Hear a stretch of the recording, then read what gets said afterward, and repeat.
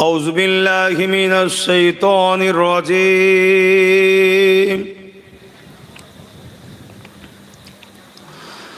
بسم الله الرحمن الرحيم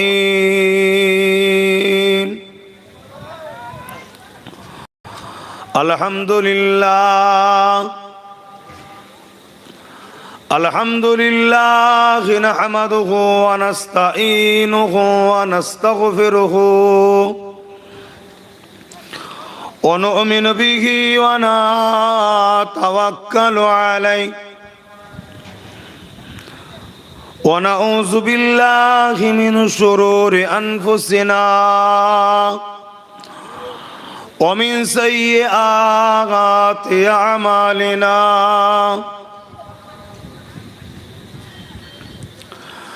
من يهدي الله فلا مضل له ومن يضلل فلا هادي له ونشهد أن لا إله إلا الله وحده لا شريك له ونشهد أن سيدنا وحبيبنا ومولانا محمدا عبده ورسوله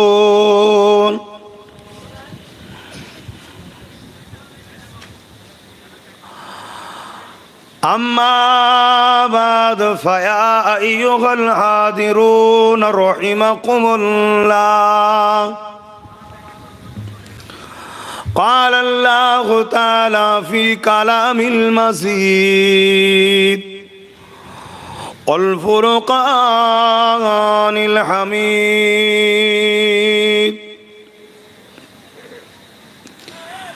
إن الله وملائكته يصلون على النبي يا أيها الذين آمنوا صلوا عليه وسلموا تسليما اللهم صل على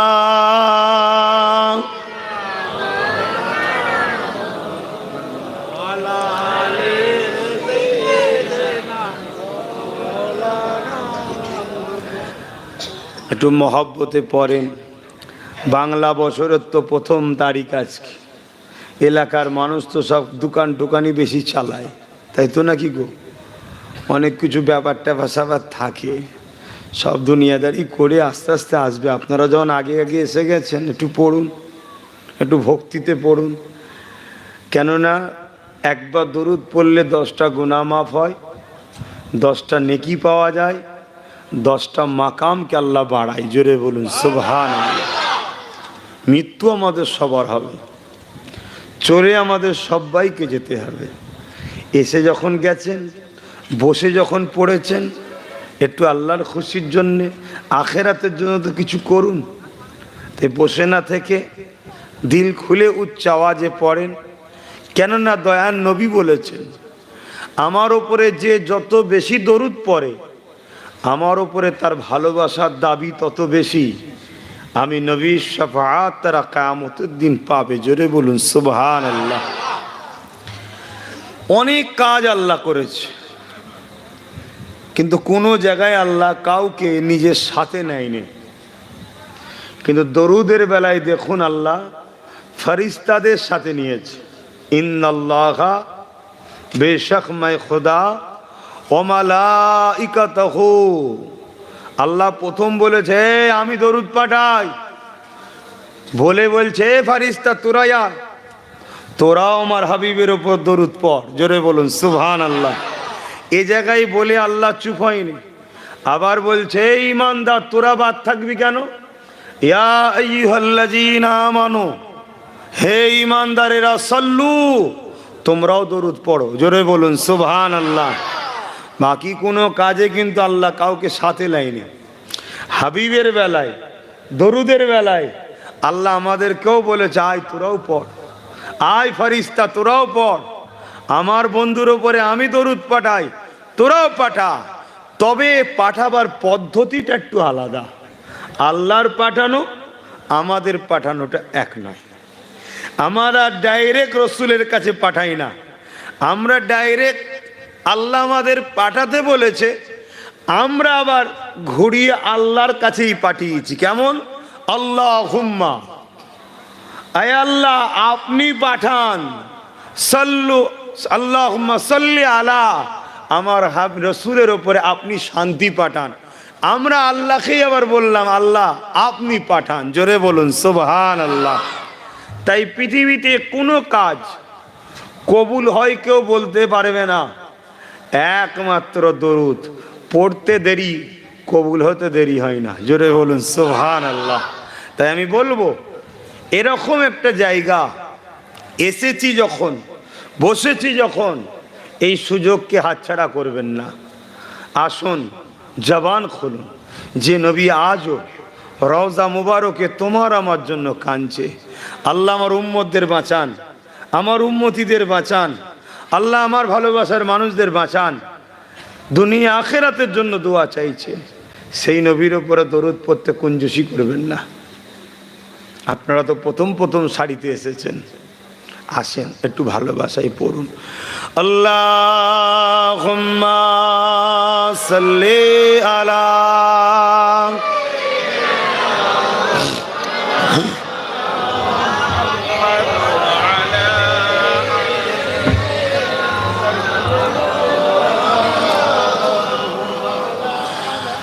সাদাগে মাশুর মে, এটা কি ঘুরছে নাকি বলেন তো? ওই জন্য এদের টানছে, ঘুরে না দিয়ে ডাইরেক্ট ঠিক কথা। বাস এইভাবে রাখতে হবে, এই যে হাওড়া লাগছে এতে টানবে না। আর নাই ঘুরে কার জিনিস দেখুন না, সবাই হাত দেন না, যার ঘোড়া তাকে দেন, ঠিক চালাবে সে, অন্যজন পারবে না। আপনার নাকি কার জিনিস একটু আসো না ভাই, মাইকে টানছে।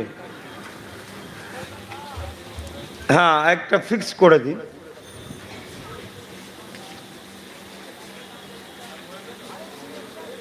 এবার আসছে না, আবার ঘুরছে ভেতরে, বন্ধ হচ্ছে তো, দাঁড়ান, থাক থাক, ওটাই হাওয়া। এবার ঠিক আছে, ঠিক আছে, থাক থাক। ইয়ে তো আবার এতে টানছে, একটু ঘুরান পাকান, বেশি হয়ে গেল, থাক। হিসাব কেন লিয়ে আসেন বাবা, টেবিল ফ্যান দে নাই হাত পাখা দে, কাজ মিটে যাবে। এইসব যত দুনিয়া যাচ্ছে ফেতনা বেরোচ্ছে, সে ফেতনা, শাল তাল গাছের পাতার হাওয়া, ওর মতো আরাম আছে? দরুদ শরীফ আল্লাহুম্মা সাল্লি আলা,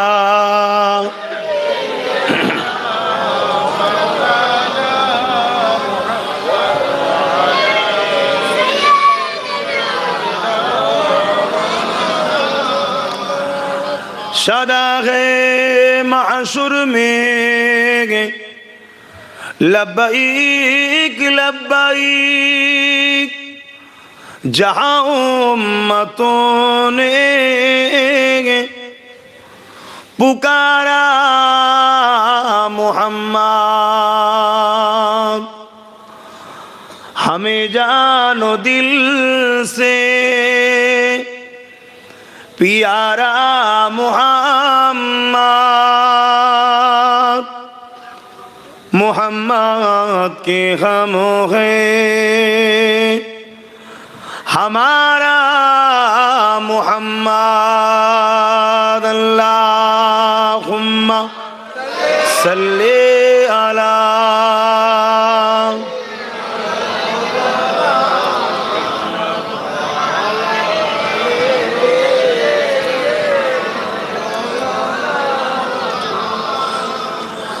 अपने आंखों से देखा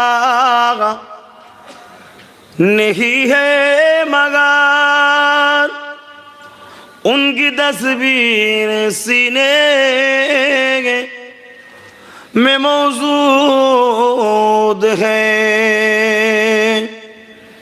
जिनकी खुशबू से महका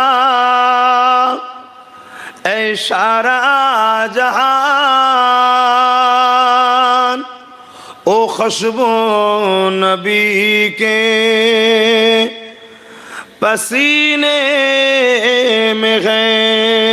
अल्लाहुम्मा सल्ली अला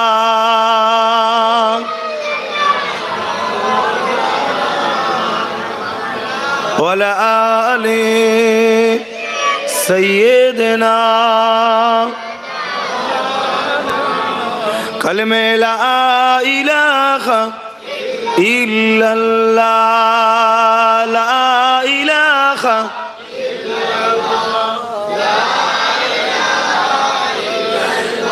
ला इलाहा इल्लल्लाह, ला इलाहा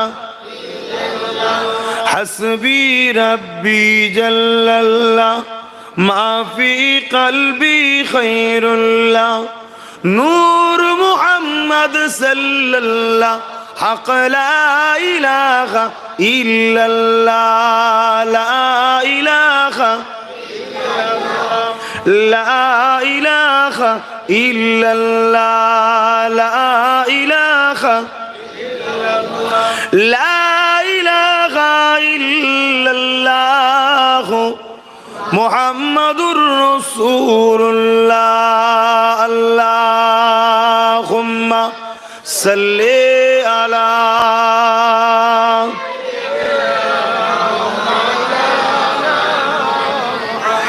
वला आले सय्यदना।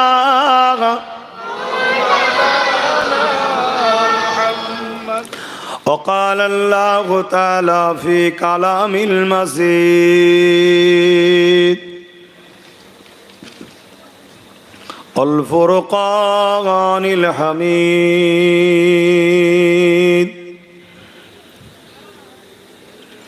قل إن كنتم تحبون الله فاتبعوني يحببكم الله ويغفر لكم ذنوبكم والله غفور رحيم।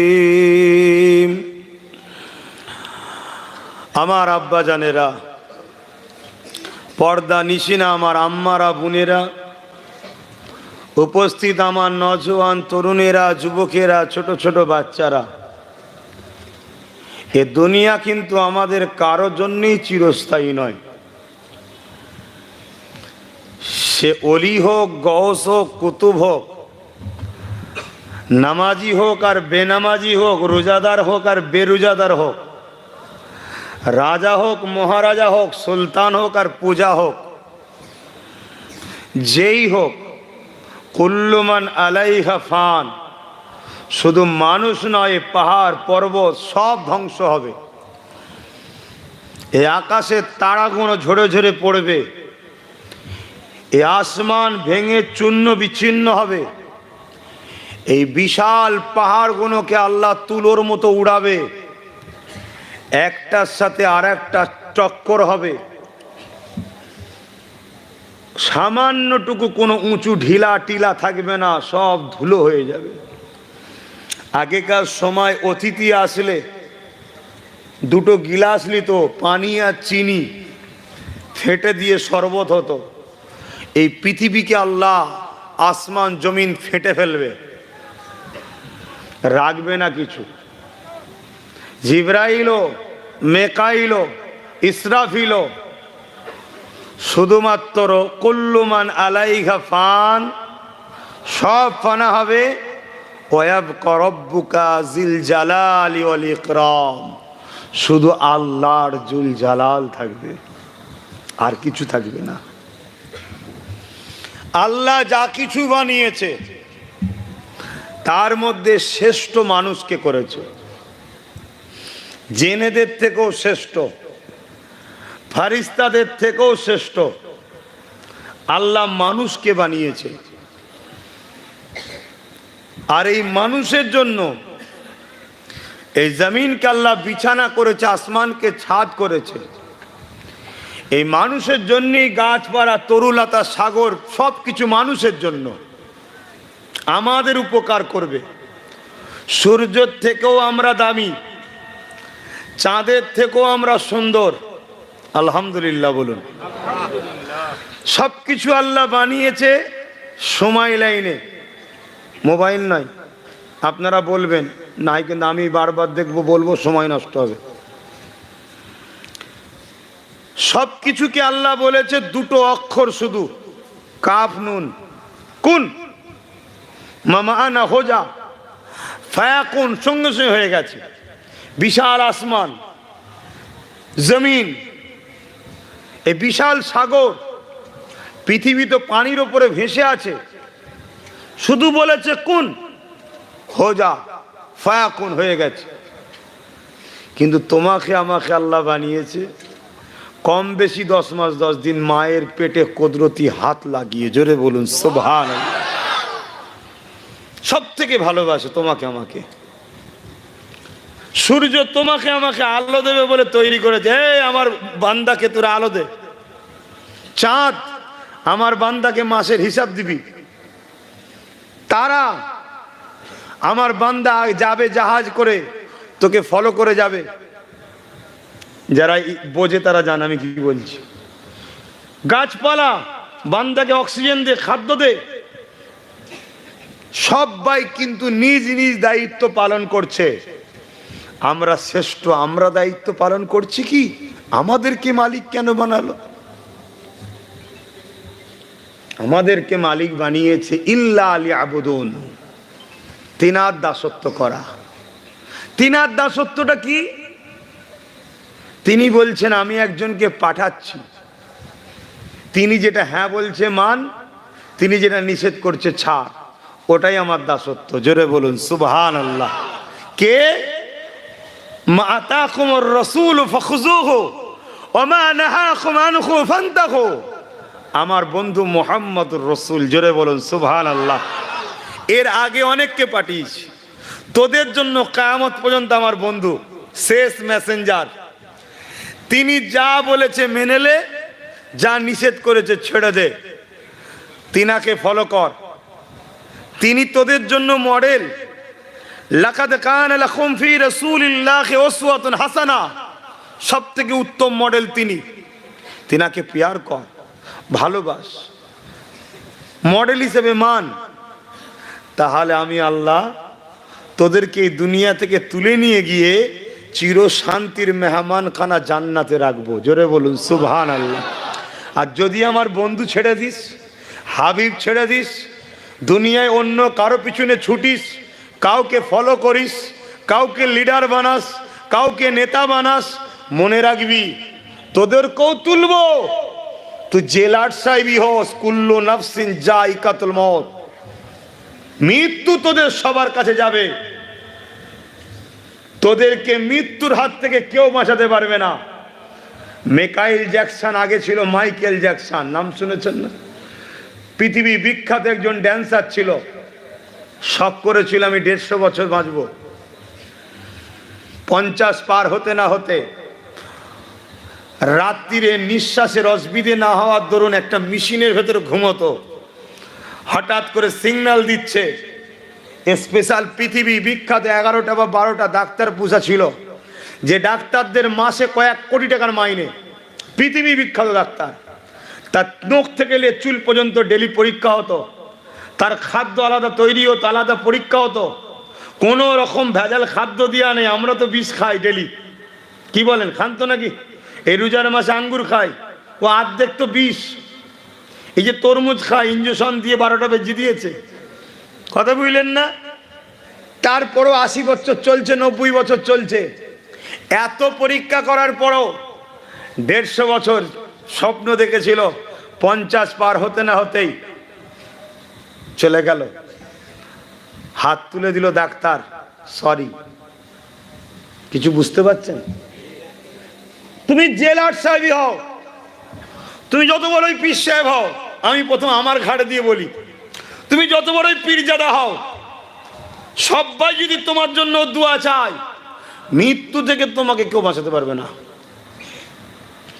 তাই তোরা যদি আমার বন্ধুকে ধরে মরিস, আমার মেহমান খানা জান্নাত পাবি, আর আমার বন্ধুকে ছেড়ে মরিস, চির শাস্তি আযাবে জাহান্নামে থাকবি। এইটা হলো ফায়সালা আল্লাহর। কোনটা নেবেন আপনারা দেখুন। আমাদের ডিউটি মেসেজটা পৌঁছে দিবা। এটা ওষুধ নয় গাল টিপে জোর করে গুলে খেয়ে দেবো, কথা বুঝছেন তো নাকি? মেসেজটা পৌঁছে দিয়া। মহান স্রষ্টা আল্লাহ পাক আমাদেরকে বড় ভালোবেসে তৈরি করেছে। তিনি আমাদেরকে মেসেজ দিয়েছে, তোমরা যদি আমায় ভালোবাসো, আমার বন্ধুকে আগে ভালোবাসো, আমার বন্ধুকে অনুসরণ করো, আমার বন্ধুকে পেয়ার করো। সব জায়গায় ভালোবাসা তোমাদের পক্ষ থেকে হতে পারে, কিন্তু আমি আল্লাহকে তোমাদের ক্ষমতা নেই ভালোবাসার। আমি যার দিলে আমার ভালোবাসা দিই, সে আমায় ভালোবাসতে পারে। জোরে বলুন সুবহানাল্লাহ। আমি তাকে ভালোবাসার সুযোগ দেব যে আমার বন্ধুকে ভালোবাসবে। খারাপ নেবেন না, হাওয়াটা আমার নাকে লাগছে তো কথা বলতে কষ্ট হচ্ছে, কিন্তু হাওয়াটারও দরকার আছে। কি করা যাবে বলেন না?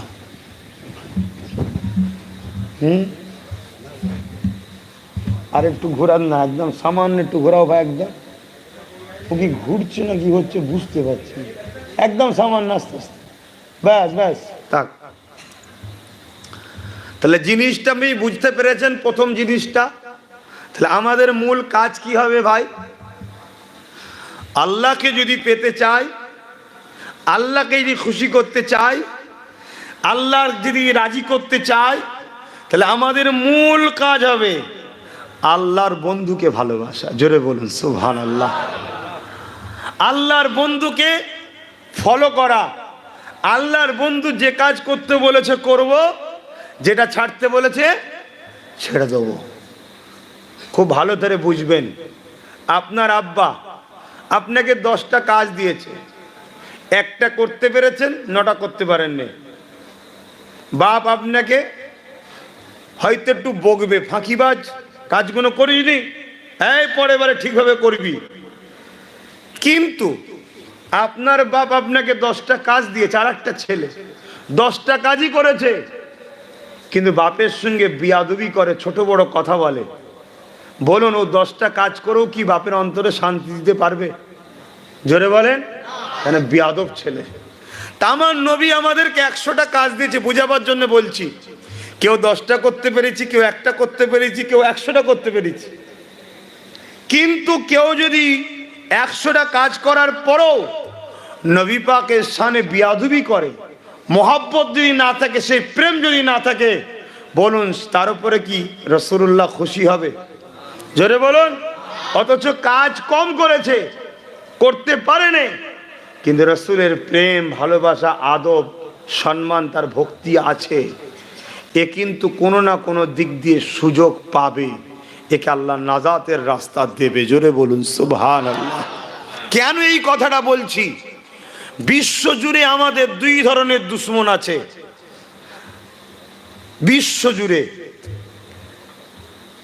একটা হলো আমাদের জানমালের দুশমন, আর একটা হলো আমাদেরকে কমজোর করার জন্য যে পাওয়ারে আমরা জিতি, ওই পাওয়ারটাকে লুটার দুশমন। ওই পাওয়ারটার নাম হলো ঈমান। বদরে আমরা জিতেছিলাম সংখ্যার জোরে নাকি? বলুন, অস্ত্রের জোরে? কিসের জোরে? সুলতানে হিন্দ একা কিসের জোরে জিতেছিল?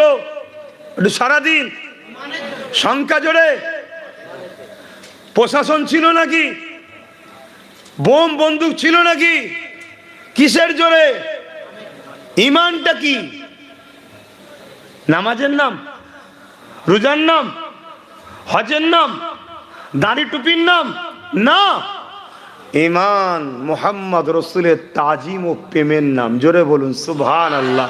যেটা আমাদের কাছে খুবই দুর্বল, খুবই কমজোর আমাদের কাছে। নবীর প্রেম আমাদের কাছে নেই, আদব নেই, আজ এত থাকার পরও সমাজে, মাফ করবেন বোঝাবার জন্য বলছি, সমাজে কুকুরের দাম আছে তো আমাদের দাম এখন কম। কতটা কি কষ্ট দিলাম? চলে যান কলিকাতা হাতিবাগানে 15 লাখ টাকা কুকুর বিক্রি হচ্ছে, আর আমাদের একটা মোটর সাইকেলেই বিয়ে হচ্ছে। দাম কমেছে না কমেনি? বুঝতে হবে তাহলে আমরা কত নিচুই নেমে গেছি। তাহলে কি কাল থেকে বাড়াবেন নাকি? বাড়ালে কেউ দেবেই নেই, সারা জীবন একা থাকতে হবে। খুব ভালো করে বুঝুন, আমরা নবী ছেড়ে দিয়েছি, এজন্য আজকে আমাদের দুর্দশা। নবীকে প্যার করুন, সেই রসুল আমাদেরকে বাঁচার রাস্তা দিয়ে গেছে। আল্লাহ নবী বলছে, চলে যাচ্ছি আমি, 3টে জিনিস রেখে গেলাম, এই 3টেকে মজবুত করে ধরো, কোনোদিন তোমরা দুনিয়া আখিরাতেও বরবাদ হবে না। কি? 1 নম্বর কিতাবুল্লাহ, আল্লাহর কোরআন।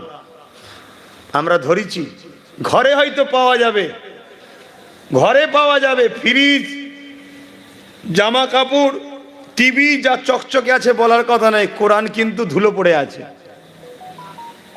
ছেড়ে দিয়েছি। 2 নম্বর সুন্নতে রসুলি, আমি নবী, আমার সুন্নাত। সুন্নাত কোনটা? নবী যেটা বলেছেন করেছেন, নবী যেটা করেছেন ওটা নবীর সুন্নাত, আমরা ছেড়ে দিয়েছি। 3 নম্বর হলো আহলে বাইতি, আমার আহাল, আমার পরিবার, আমরা নবীর বংশধরদের ঘরেও ছেড়ে দিয়েছি। ওই জলসার জন্য নিয়ে আসতে হয়, নিয়ে আসে, নেতৃত্ব মানে হুকুম শোনে না। উপরন্তু শোনা তো দূরের কথা, একজন চোর বদমাই লুটেরা যদি আমার বিরুদ্ধে বলে, তাকে প্রাধান্য দেয়, আমার সমালোচনা আমার কমই করে। ভুল বললাম? তাহলে বলুন আজকে আমরা কোথায় দাঁড়িয়ে আছি? এ থেকে যদি ফিরে না আসতে পারি, আমাদেরও বাচ্চারা প্যালেস্টাইনের বাচ্চাদের মতো কাফন পরবে সকাল সকাল। কিচ্ছু করার নেই বাপ, কিচ্ছু করার নেই। তাই আমরা যদি সম্মান ও ইজ্জতের সঙ্গে বাঁচতে চাই, আমাদের একটাই রাস্তা, মুহাম্মাদুর রাসূল। জোরে বলুন সুবহানাল্লাহ। তিনি যে আদর্শ দিয়ে গেছে, যে সুন্নাহ দিয়ে গেছে, যে কোরআন দিয়ে গেছে, যে আহলে বায়াতদের দিয়ে গেছে, তাদের সঙ্গে সম্পর্ক তৈরি করুন। আহা, কত কষ্ট করেছে আল্লাহর নবী। তাহলে বলুন আমরা শান্তি পাবো কি করে? শান্তি কি করে পাবো? আর একটা লড়াইয়ের ময়দানের কথা বলে দিয়ে আমি রাসূলুল্লাহর দিকে আসছি, একটু বলি। খালিদ বিন ওলীদ আর একটা লড়াইয়ের ময়দানে লড়াই করছে, হঠাৎ করে মাথার পাগড়িটা পড়ে গেছে। আরে লড়াই করতে গেলে তো লাপালাপি হবে, পাগড়িটা পড়ে গেছে। পাগড়িটা যখন পড়ে গেছে, সামনে 2জন তরোয়াল নিয়ে আসছে। আমরা দেখেছি মেন যে নায়ক হয় তাকে আগে শেষ করা সবাই চেষ্টা করে, তাই না? ও বেটা শেষ তো সব শেষ। তো খালিদ বিন ওলীদ যে ময়দানে থাকতেন, তার পিছনে ঝাঁকে ঝাঁকে লোক লেগে থাকতো যে আগে ওকে করো। আল্লাহ মাই ফতে দেয়, জোরে বলুন সুবহানাল্লাহ, আরো জোরে বলুন সুবহানাল্লাহ। তাহলে আমরা যদি সেই নবীর সুন্নত মেনে চলি, আল্লাহ আমাদের কামিয়াবি দেবে না দেবে না? এটা ভাবুন আমার ভাইরা। আসুন সেই নবীকে প্যার করি, যে নবী আজও মদিনার জমিনে আমার আপনার জন্য এখনো কাঁদেন। আল্লাহ পাক আমার উম্মাতিদেরকে হিফাজত করেন। আল্লাহ পাক আমার উম্মাতিদের উপরে আপনি আযাব দিবেন না, তাদের উপরে বেজার হয়ে যাবেন না, তাদেরকে ধ্বংস করে দেবেন না। এ যুবকেরা, তরুণীরা, বাপেরা, নবী পাক এখনো রওজা মোবারকে সশরীরে তোমার আমার জন্যে আল্লাহ পাকের দরবারে কাঁদতেছে। আল্লাহ নবী হায়াতুন নবী, বাপ মরা নবী নয়। যদি কেউ মরা নবী দাবি করে, সে যদি মুসলমান হয়, জানবেন সে মুসলমান সেজেছে, হাকিকাতে সে ইহুদি। কি বলুন বলুন? কেন ইহুদিরাই চ্যালেঞ্জে গিয়েছিল রসুলে পাকের জেসে মোবারককে মদিনা থেকে বার করবে। ইতিহাস জানেন কি জানি না। বাদশাহ নুরুদ্দিন তখন আরবের গভর্নমেন্ট ছিল, বাদশাহ নুরুদ্দিন। তারা প্ল্যান করেছিল বিশ্বের মুসলমানের সঙ্গে আমরা চ্যালেঞ্জে যাব যে মুহাম্মদ সাল্লাল্লাহু আলাইহি সাল্লাম তিনি মরে শেষ হয়ে গেছে, নাউজুবিল্লাহ বলেন। তো এটা প্রমাণ করতে গেলে লাশ মুবারককে সরাতে হবে। রওজা খোঁড়াবো, খুঁড়িয়ে দেখবে নাই, বলবো মিশে গেছে। তাদের ক্ষুদ্র ব্রেনে ক্ষুদ্র চিন্তা, তারা কয়েক সপ্তাহ ধরে দুজনকে পাঠিয়ে তাবু কেড়েছিল। বড় জুব্বা, টুপি, দাড়ি সব, 5 ওয়াক্ত নামাজ তসবিহ, কারো বাড়িতে খেত না। তারা বলেছিল আমরা তাকুয়া করি, কারো বাড়ি খাবো না। এত পরেশগারি, সব তাদেরকে ভালোবেসেছিল। তারা সারা দিন ইবাদত করত, লোক দেখতো, আর রাত্রিরে ওই বেডের তলা থেকে সুরঙ্গ করে রাসূলুল্লাহর মাজারের দিকে যাচ্ছিল। যখন কাজ বরাবর চলে যাবে, আল্লাহ নবী খাদেমকে, বাদশা নুরুদ্দিনকে খবর দেখিয়েছিল, এই বাদশা, রাজত্ব চালাচ্ছ, তোমার হুঁশ নাই, আমার সঙ্গে বেয়াদবি করতে চাইছে। বাদশা তো ঘুম ভেঙে যে থরথর করে কাঁপছে, কাঁদছে, বুঝতে পারেনি। পরের দিন আবার ঘুমিয়েছে, আবার রাসূলুল্লাহ বলেছে, এ বাদশা, দুজন লোক, তাদের চক্রান্ত, তারা ইহুদি, এই প্ল্যান করছে। আমি ইতিহাস বলছি, বেশি দিনের কথা নয়। বাদশা নুরুদ্দিন কত বছর আগে খোঁজলেন না, বেশি কত হবে, 150 থেকে 200 বছর আগের কথা বলছি, বেশি দিনের কথা নয় এটা। 3 দিনের দিনে রাসূলুল্লাহ তাদের পুরো চেহারা মোবারককে দেখিয়ে দিয়েছে। এই দুজন, বাদশা প্ল্যান করলো কি করা যায়, সব ভাইকে দাওয়াত দিল, রাজ দরবারে খাওয়া। ভাই রাজদারি দাওয়াত দেয়, ছুটবে না, ছুটবে না। যেমন আমাদের ইমামকে দাওয়াত দিয়েছিল, সব ছুটেছিল না, ছোটে না? এক কথা বুঝছেন না, বোঝেন? যে নামাজ কাজা করে আকসার বসে আছে, খুশি নাই, কি হবে? আমি সব ইমামকে বলছি, নওয়াজবিল্লাহ, খারাপ নেবেন না, কিছু বাপের বেটা এখনো আছে, কারো কাছে মাথা নত করে না, কিন্তু আকসার গেছেন না, যায়নি, একটু হ্যাঁ কি না বলুন। আর লজ্জা করছেন কেন? হ্যাঁ, সত্য কথা বলতে শিখুন। কেন দাওয়াত দিয়েছে, যেতে হবে, ভালো মন্দ মনে খাওয়া হবে। খাওয়া তো দূরের কথা, পিশাব পায়খানা করারও জায়গা দেয়নি, উজু করারও জায়গা দেয়নি, নামাজও ঠিক হয়নি। লাস্টে কি হয়েছে, 500 টাকা বেড়েছে। কত যেন মনে হয়েছে 5 লাখ পেয়েছে। বাপরে বাপ, অতি সব খুশিতে ঈদ টিট করে ফেলেছে আগে থেকেই। খারাপ নেবেন না, বুঝাতে চাইছি। তা রাজা দাওয়াত দিয়েছে, কেউ বাদ যাবে? সবাই ঝেড়ে চলে গেছে, কিন্তু সেই দুজনকে তো রাজা দেখতে পাইনি। পুরো মেন গেটে বসে আছে, ঢুকছে লোক। আর তখন তো এত বড় বড় রাজা ছিল না, ছোট ছোট দেশ হতো। দুজনকে দেখতে পাইনি।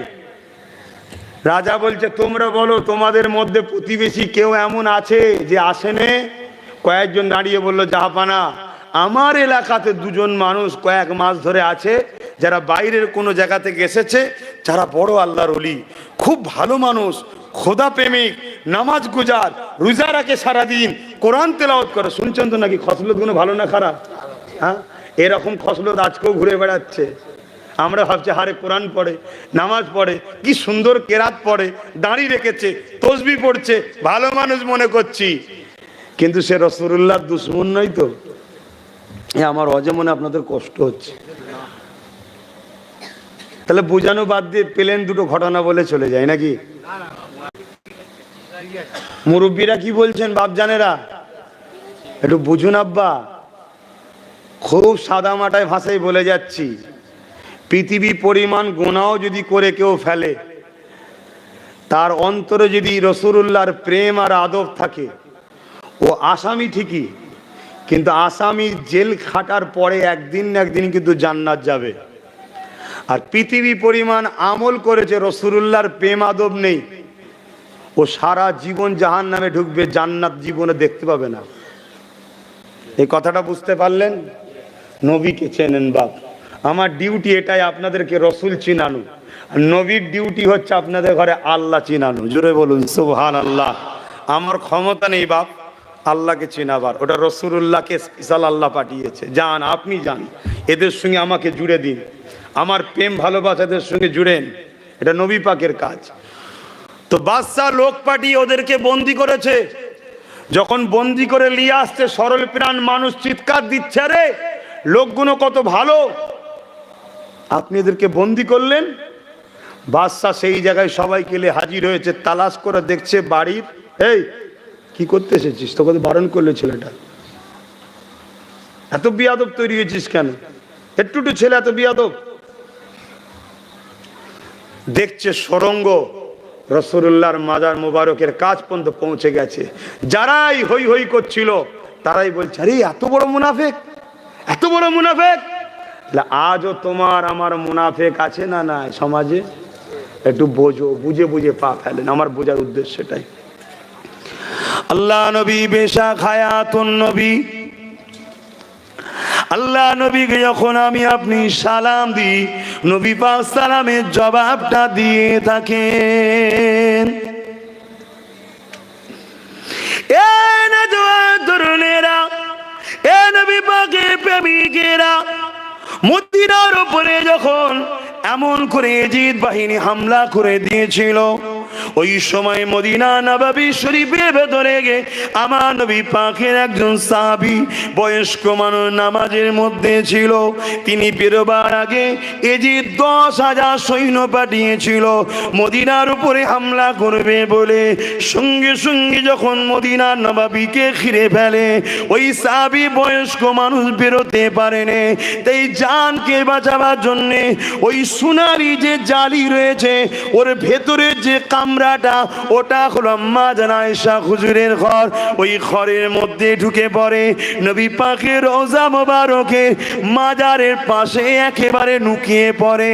এ যুবকেরা, পরে যখন তুর্কি বাহিনীরা, আহলে সুন্নাতুল জামাতের সৈন্যরা ইজিদ বাহিনীকে হাঁটিয়ে দিয়ে আল্লাহ নবীর মদিনা নববী শরীফের ইজ্জতকে যখন ফিরিয়ে আনে, ওই সময় সাহাবী ওখান থেকে বেরিয়েছিল, বেরিয়ে বলেছিল, আমি জানকে বাঁচিয়ে 3 দিন ওখানে লুকিয়েছিলাম।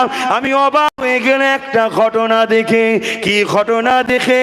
কেননা ইজিদ বাহিনী মদিনা নববী শরীফে 3 দিন আযানকে বন্ধ করে দিয়েছিল। 3 দিন মদিনা নববী শরীফে ইকামতকে বন্ধ করে দিয়েছিল। এ যুবক শুনে রেখে দাও, এই সমাজে একদল মুসলমান রয়েছে যারা ইজিদের বড় গুণগান গায়। ইজিদ কত বড় জাহান্নামী দেখুন। আল্লাহ নবী, নূর নবী, দয়া নবী মদিনা নববী শরীফে গাদা, খচ্চর, দুম্বা বেঁধে দিয়ে পিশাব পায়খানা পর্যন্ত করিয়েছিল। নামাজ ইকামত এমন করে আযানকে বন্ধ করে দিয়েছিল। ওই সাহাবী বলতে লেগেছে, আমি অবাক হয়ে গেলাম, মদিনা নববী শরীফের ভেতর থেকে, রওজা মোবারকের ভেতর থেকে প্রতিটা টাইমে টাইমে আযান, ইকামত, নামাজের আওয়াজ আসতো।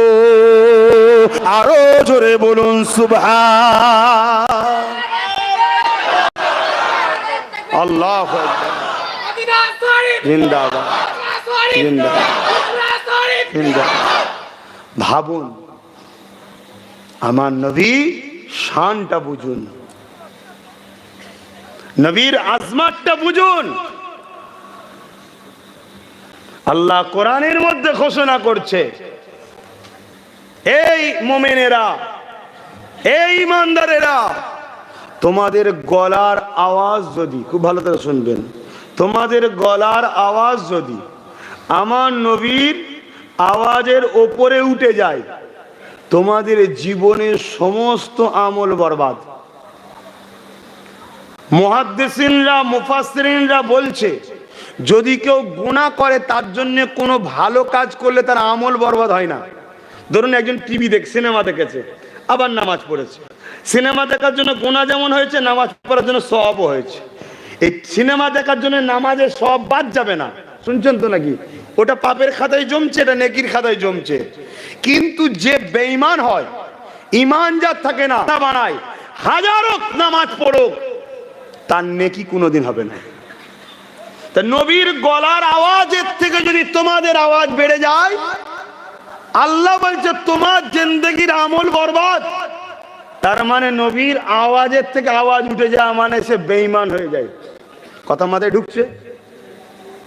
আল্লাহ নবীর এক সাহাবী এই আয়াতটা শোনার পরে 3 দিন নবীর দরবারে আর আসেনি। 3 দিন ঘরে ঢুকে না খেয়ে কাঁদছে। আল্লাহ নবী সাহাবীদেরকে পাঠিয়েছে, খোঁজ নাও গো, আমার এই সাহাবী আসেনি কেন? খোঁজ নিয়েছে, বাড়িওয়ালারা বলছে 3 দিন ধরে ঘরে ঢুকে বসে কাঁদছে আর শুধু বলছে আমি বরবাদ হয়ে গেলাম, আমি জাহান্নামী হয়ে গেলাম, আমি ধ্বংস হয়ে গেলাম। খাইনে, কারোর সঙ্গে কথা বলেনি। হুজুরের কাছে খবর এসছে, হুজুর বললে যাও আমার সালাম দিয়ে জিজ্ঞেস করো কারণ কি। সালাম দিয়ে বলেন হুজুর পাঠিয়েছে, কারণ কি জানতে বলেছে। সাহাবী বলছেন, আমার জন্মগত গলার আওয়াজ জোরে, যেমন আমি দেখবেন অজ করতে করতে একটু জোরে বলে ফেলি, অনেকে হয়তো ভাববে হুজুর মনে হয় কি বলে বড় বেশি চিল্লা চিল্লি করে ফেলছে। আরে এটা ইমোস হয়ে যায়, কথা বলা অভ্যেসে হয়ে যায়। এক একজন আছে আপনার গ্রামও দেখবেন সাধারণ কথা বলছে কিন্তু পাচ্ছিলই জোরে, তা আমি না জানি আমার নবীর আওয়াজের উপরে যদি আওয়াজ উঠে যায় আমি তো বরবাদ হয়ে গেছি। রাসূলুল্লাহর কাছে খবরটা এলো, আল্লাহ নবী বলছেন শোনো আমার সাহাবীকে খবর দাও, সে আমাকে এত ভালোবাসে, এত আদব দেখিয়েছে, যা ওই সাহাবীর জন্য জান্নাত হয়ে গেছে। জোরে বলুন সুবহানাল্লাহ, আরো জোরে বলুন সুবহানাল্লাহ। তাহলে ভেবে দেখুন আমি যেটা বুঝাতে চাইছি, 50 বছরের নামাজ, 50 বছরের রোজা, 50 বার হজ, 50,000 মাদ্রাসা, যাই বানাও না কেন, একবার যদি নবীর গলার আওয়াজের থেকে আওয়াজ বেশি হয়ে যায় তাহলে সব আমল বলুন। তাহলে কার মাকামটা আল্লাহ বেশি দিয়েছে, আপনার 50টা হজের, 50,000 মাদ্রাসা বানানো, না নবী পাকের সম্মান? সেই সম্মান আমরা করতে পারছি? ভেবে দেখুন তো, যে নবী আজও আমাদের জন্য কাঁদে, আমরা সেই নবীর দুশমনদেরই হাতকে শক্ত করি। বললেই তো অনেকে আমাকে ভুল বোঝে, কেউ বল্ডুজারদের নবীর মাদ্রাসাকে ভাঙছে, আমরা তাদেরকেই সাহায্য করছি বকলমে। আবার কেউ মাদ্রাসা শিক্ষক নিয়োগ বন্ধ করে দিয়ে মাদ্রাসাকে নীরবে হত্যা করছে। শিক্ষক থাকলে ছাত্র থাকবে, শিক্ষক না থাকলে ছাত্র থাকবে না, আর ছাত্র না থাকলে মাদ্রাসা। ফুরফুরা শরীফের টাইটেল মাদ্রাসায় 14টা শিক্ষক নেই, খোঁজ নেবেন কালকে, বেশি দূর নয়, 14টা নাই। চলে যান সীতাপুরে, 11টা শিক্ষক নেই। এই নিয়োগ বন্ধ করছে কারা? আমি, কথা বলুন, আমি, আমার ভাই বন্ধ করছে। এই বন্ধ যারা করছে তাদের লক্ষ্য হলো মাদ্রাসা শিক্ষাকে মিটিয়ে দেওয়া। কেউ বল্ডুজারদের ভেঙে মিটাচ্ছে, কেউ কোর্টে লড়ে মিথ্যা প্রোপাগান্ডা দিয়ে মাদ্রাসার নামে কেস করে বন্ধ করছে, কেউ আবার শিক্ষক বন্ধ করে সেই বন্ধ করে দিচ্ছে। মনে রাখবে রসুনের মাথাটা আলাদা হতে পারে, পিছনটা সব এক জায়গায় আছে। যাদের পিছনে আমরা ঘুরে বেড়াই, যাদেরকে সাপোর্ট করি, যাদেরকে সহযোগিতা করি, আমাদের সহযোগিতায় ওদের কোমর মজবুত হয়, ওদের গদি মজবুত হয়। ওরা ওই গদিতে বসে ঠান্ডা করে আমার নবীর দিনকে মিটায়, আমরা তাদেরকে সাপোর্ট করি। আল্লাহর আযাবের অপেক্ষা করতে হবে আমাদের ঘরে। আর যদি বলেন যে না আমাদের ভুল হয়েছে, তওবা করুন, ফিরে আসুন, নিজেদের পায়ে নিজেরা দাঁড়ান। কোন বেঈমান গাদ্দারের পিছনে আর ঘোরার প্রয়োজন নাই। তাতে ফায়সালা কি হবে, রেজাল্ট কি হবে, ওটা আপনি ভেবে কি লাভ? ও ফায়সালা আল্লাহর হাতে ছাড়ুন। কথা বুঝছেন না? বোঝেন না? অসুবিধা হচ্ছে? কাউকে ধরে বেঁধে এনেছি? কিছু ভুল বলছি? হ্যাঁ হুজুরের দল নয় তো। আমি মনে করি মানুষ সত্যটাকে জানুক। খুব দুঃখের সাথে বলছি ভাই, আহা, আল্লাহ নবী একদিন কাবা শরীফ তওয়াফ করতে গেছে। মন দিয়ে শোনেন, এত অন্যায়ের পরে আজও যে আল্লাহ আযাব দেয়নি কেন শোনেন। কাবা শরীফ তওয়াফ করতে গেছে, তওয়াফ করতে গিয়ে হঠাৎ রসুল কাবার সামনে সেজদায় পড়ে গিয়ে চোখের পানি ফেলে কেঁদেই যাচ্ছে। আল্লাহ পাক জিবরাইলকে পাঠালেন, যা আমার হাবুব কেন কাঁদে দেখো। রসুল কেন কাঁদে আল্লাহ জানে না? জোরে বলুন। যদি দিলেই হয়ে যেত তাহলে আমরা জানতে পারতাম। তাই জিবরাইলকে জানাবার উদ্দেশ্যটা কি? যাতে করে আমাদের কাছে মেসেজটা আসে, ঠিক না? আহা, হযরত জিবরাইল আলাইহিস সালাম দুনিয়া জমিনে চলে আসলেন, আল্লাহ নবীকে সালাম দিলেন, আসসালামু আলাইকা ইয়া রাসূলুল্লাহ হাবিবাল্লাহ। হুজুর আপনি কেন কাঁদেন? আল্লাহ নবী বলেছিলেন, ও হযরত জিবরাইল আমি কেন কাঁদি আল্লাহ জানে। তখন তোমার মাধ্যমে জানতে চেয়েছে, ও হযরত জিবরাইল শুনে রেখে দাও, আমি যখনই কেঁদেছি ওই কান্নাটা আমার গুনাহগার উম্মতিদের জন্য কেঁদেছি। এ হযরত জিবরাইল রে, কাবা শরীফ তওয়াফ করতে করতে এমন করে মনে পড়ে যায় আজ জাতির কথা, সামুদ জাতি কথা আজ জাতিরা তাদের নবী রাসূলের কথা শোনেনি বলে আল্লাহ আজ এত অন্যায়ের পরে আমাদের উপরে আল্লাহ আযাব গজব দিয়ে ধ্বংস করছে না কেন? রাসূলের সঙ্গে আল্লাহ ওয়াদা করেছে, আর ওয়াদাল্লাহি হাক্কুন। আল্লাহ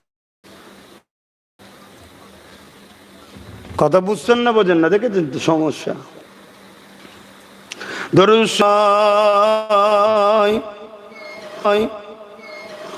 দু চোখের না তো আপনি ক্ষতি করে ফেলছেন না তো? যে নবী আপনাকে এত ভালোবাসে, যে নবী কত কষ্ট করে এই দিনকে আপনার দুয়ারে এনে দিয়েছে, এই দিনের জন্য যে নবীকে মাসকে মাস পাহাড়ে গাছের পাতা ফলমূলকে জীবন ধারণ করতে হয়েছে, এই দিনের জন্য যে নবীকে নিজের মাতৃভূমি মক্কা ছেড়ে দিয়ে ইয়াসরিফ মদিনাতে হিজরত করতে হয়েছে, এই দিনের জন্য যে নবীর দান্দা মুবারক উহুদে শহীদ হয়েছে, আপনি সেই দিনের দুশমন নয় তো? আপনি ভাবছেন আমি কোথায় দুশমন? আপনি ডাইরেক্ট দুশমনি করেন না, মেনে নিলাম। আপনার সহযোগিতায়, আপনার অর্থে, আপনার কোন রকম প্ল্যানে আপনার নবীর দুশমন শক্তিশালী হচ্ছে না তো? আমি কি বোঝাচ্ছি, বুঝছেন? আপনার সাহায্যে কেউ ক্ষমতায় এসে হিজাবেকে ব্যান করার চেষ্টা করছে না তো? আপনার সহযোগিতায় কে ক্ষমতায় এসে নামাজের, ঈদের নামাজকে নিজের নোংরা চক্রান্তের শিকার বানাচ্ছে না তো? আপনার দেয়া সহযোগিতায় কেউ ক্ষমতার জোরে এসে ডিবেটে বসে আপনার আল্লাহ, আপনার ইসলামকে নোংরা নোংরা মন্তব্য করার সুযোগ করে দিচ্ছে না তো? একটু মাথা খেটি আমার কথা ভাববেন। আপনি ডাকাতের হাত থেকে বাঁচার জন্য চোরের কোলে উঠছেন, ডাকাতের হাত থেকে বাঁচার জন্য চোরের কোলে উঠছেন, যে চোরটা ঠিক আছে। আপনি জানেন না চোর কাকে বলে? যে ছোটখাটো চুরি করে। আর ডাকাত কাকে বলে? যে মূল গুড়া সমেত চুরি করে লাই। তো চোরিতে চুরি করতে করতে ডাকাত হয়। কথা মাথায় ঢুকছে না? ঢোকেন না? কালকে চোর চিল্লে ছিল অমুককে তাড়াও, আজকে সে ডাকাত হয়ে যে বলছে অমুককে নিয়ে আসো, বলছে না? বলেন। আজকে যার জন্য আপনি নিজের ভাইয়ের মাথায় বাঁশ মারছেন, যার জন্য আপনি গ্রামে দলাদলি করলেন, সেই সেকুলার বন্ধু কালকে তো চলে গেল অন্যদিকে। এই সমাজে ঘটছে না? ঘটেনে? কে কোন জাহান নামে যাবে, যাকগে যাক। কিন্তু আপনি এমন লোকের সঙ্গে উঠা বসা করছেন না তো, যারা আপনার 1 টাকা সাহায্য নিয়ে আপনার দিনকেই মিটাবার শক্তি তৈরি করছে। কিছু বুঝতে পারছেন কি আপনারা? যদি পারেন পরিবর্তন হন। হুজুর আমার কাছে তো, আমার কাছে 10 টাকা আছে, কি হবে? 10 টাকা 1 টাকা বড় কথা নয়। আপনাকে মালিক সৃষ্টি করেছে সত্যের পক্ষে থাকা, অন্যায়ের বিরোধী করা। একা তো কি হয়েছে? হুজুর আমি জেল খাটবো, একা বললে, আরে মালিকের জন্য জেল যেতে রাজি নয়। তুমি তোমার আল্লাহর পরীক্ষা, যদি তোমাকে জেলে দিয়ে আল্লাহ জান্নাত দেয়, ইমাম হোসাইনের থেকে তুমি দামি নাকি? ইমাম হোসাইনের থেকে আব্বাস সিদ্দিকী দামি? ইমাম হোসাইন যদি কারবালার মাঠে আল্লাহর খুশির জন্য পুরো পরিবারকে কুরবান করতে পারে, 72টা লাশ কাঁধে বয়ে নিয়ে এসছে, প্রত্যেকবারে আসমানের দিকে চেয়ে বলেছে আল্লাহ তোমার জন্য দিলাম, খুশি তো? লাস্টে নিজে যখন যাচ্ছে তখনও বলছে আল্লাহ হোসাইন হয়তো ফিরে আসবে না, আপনি আমার উপর রাজি তো? তুমি আমি কে লাট সাহেব হয়ে গেছি? জেলের ভয়ে আল্লাহর দুশ্মনের সঙ্গে বন্ধু করবে? দুনিয়ার জেলের থেকে জাহান্নাম বড় কঠিন বাপ। শুনছেন না? শোনেন না? আর আল্লাহ যাকে যত ভালোবাসে তাকে তত কঠিন পরীক্ষায় ফেলে। আল্লাহ যাকে যত ভালোবাসে তাকে তত কঠিন পরীক্ষায় ফেলে। আল্লাহর প্রেমটাই আলাদা। এক দরবেশ জিজ্ঞেস করছে আল্লাহ আপনার প্রেম তো বুঝি আসে না কেন? ওলিদের উপরে এলহাম হয়, এলহাম গায়েবী আওয়াজ, নবীদের উপরে ওহী হয় কেন? আল্লাহ দুনিয়ায় যদি কেউ কাউকে ভালোবাসে সে কষ্ট পাক, এটা কেউ চায় না। কেউ চায়? বলুন না, আপনারা আপনাদের বাচ্চার কষ্ট চান? জোরে বলুন। কেউ চায় না। আর আপনি আপনার বান্দাকে ভালোবাসেন বলছেন, আর তাকেই কষ্ট দেন। আল্লাহ বলছে শোনো, আমার রাস্তাটা দুনিয়ার মানুষের রাস্তার থেকে আলাদা। দুনিয়ার মানুষ ভালোবাসে স্বার্থের জন্যে, আর আমি তো সবাইকে বানিয়েছি। আমি আমার বন্ধু, আমার ভালোবাসার মানুষকে, আমার ভালোবাসার বান্দাকে আমি অনেক বড় জায়গা দেবো, তার আগে আমি তাকে একটু পরীক্ষা করে নিই। দুনিয়ার প্রেমের রাস্তা শুরু হয় ফুল দিয়ে। দুনিয়ার প্রেমের রাস্তা শুরু হয় কি দিয়ে? ফুল দিয়ে। কিছুটা যাবার পরে জাহান্নামের মতো কষ্ট হয়ে যায়। কি গো, হয় না? হয় না? প্রেম কদিন থাকে বলুন? স্বার্থ আছে না নাই? আর আমার আল্লাহ বলছে আমার রাস্তাটা শুরু হয় কাঁটা দিয়ে। একটু কষ্ট করে পার হতে পারলে শান্তি শুরু হয়, আর সেখানে কোনোদিন কষ্ট নাই। জোরে বলুন সুবহানাল্লাহ। দেখেন না, আপনি আপনার ছেলেকে ভালোবাসেন বলছেন, ওই ভালোবাসা কতদিন থাকে বলেন? আর ভালোবাসেন কেন? স্বার্থের জন্যে। বিনা স্বার্থে কেউ ভালোবাসে? ছেলে বাপকে ভালোবাসে কদিনের জন্যে? মুখ মরতে বাকি অমনি সব ভাগ করছে, এটা আমার, ওটা আমার, ওটা আমার। কি ভুল বলছি? আর এই ভালোবাসা স্বার্থের জন্যে। আর আল্লাহ আমাদেরকে ভালোবাসে, তিনার তো সব কিছু আমরা তৈরি, আমার থেকে তিনার কি নিবার আছে ভাই? নামাজ, আল্লাহর প্রয়োজন নেই, তোমার আমার এক্সারসাইজ হয়, উপকার হয়। রোজা, তোমাকে আমাকে ক্যান্সার মুক্ত শরীর দেয়, শরীরকে আপডেট করে দেয় রোজা। তুমি জানো রোজার কি ফজিলত? পিত্তকে তোমার আপডেট হয়, লিভার আপডেট হয়, সুগার মুক্ত শরীর দেয়। যেমন অনেক দিন মোবাইল চালাবার পর মোবাইলে ভাইরাস ঢুকে যায়, অ্যান্টিভাইরাস মারতে হয়, তাই কোম্পানি আপডেট দেয়। দুনিয়ার খাদ্য ঢুকে ঢুকে ছোট ছোট ব্যাকটেরিয়া, ব্যাড ব্যাকটেরিয়া তৈরি হয়, পোকা তৈরি হয়। রোজা হলো আপডেট।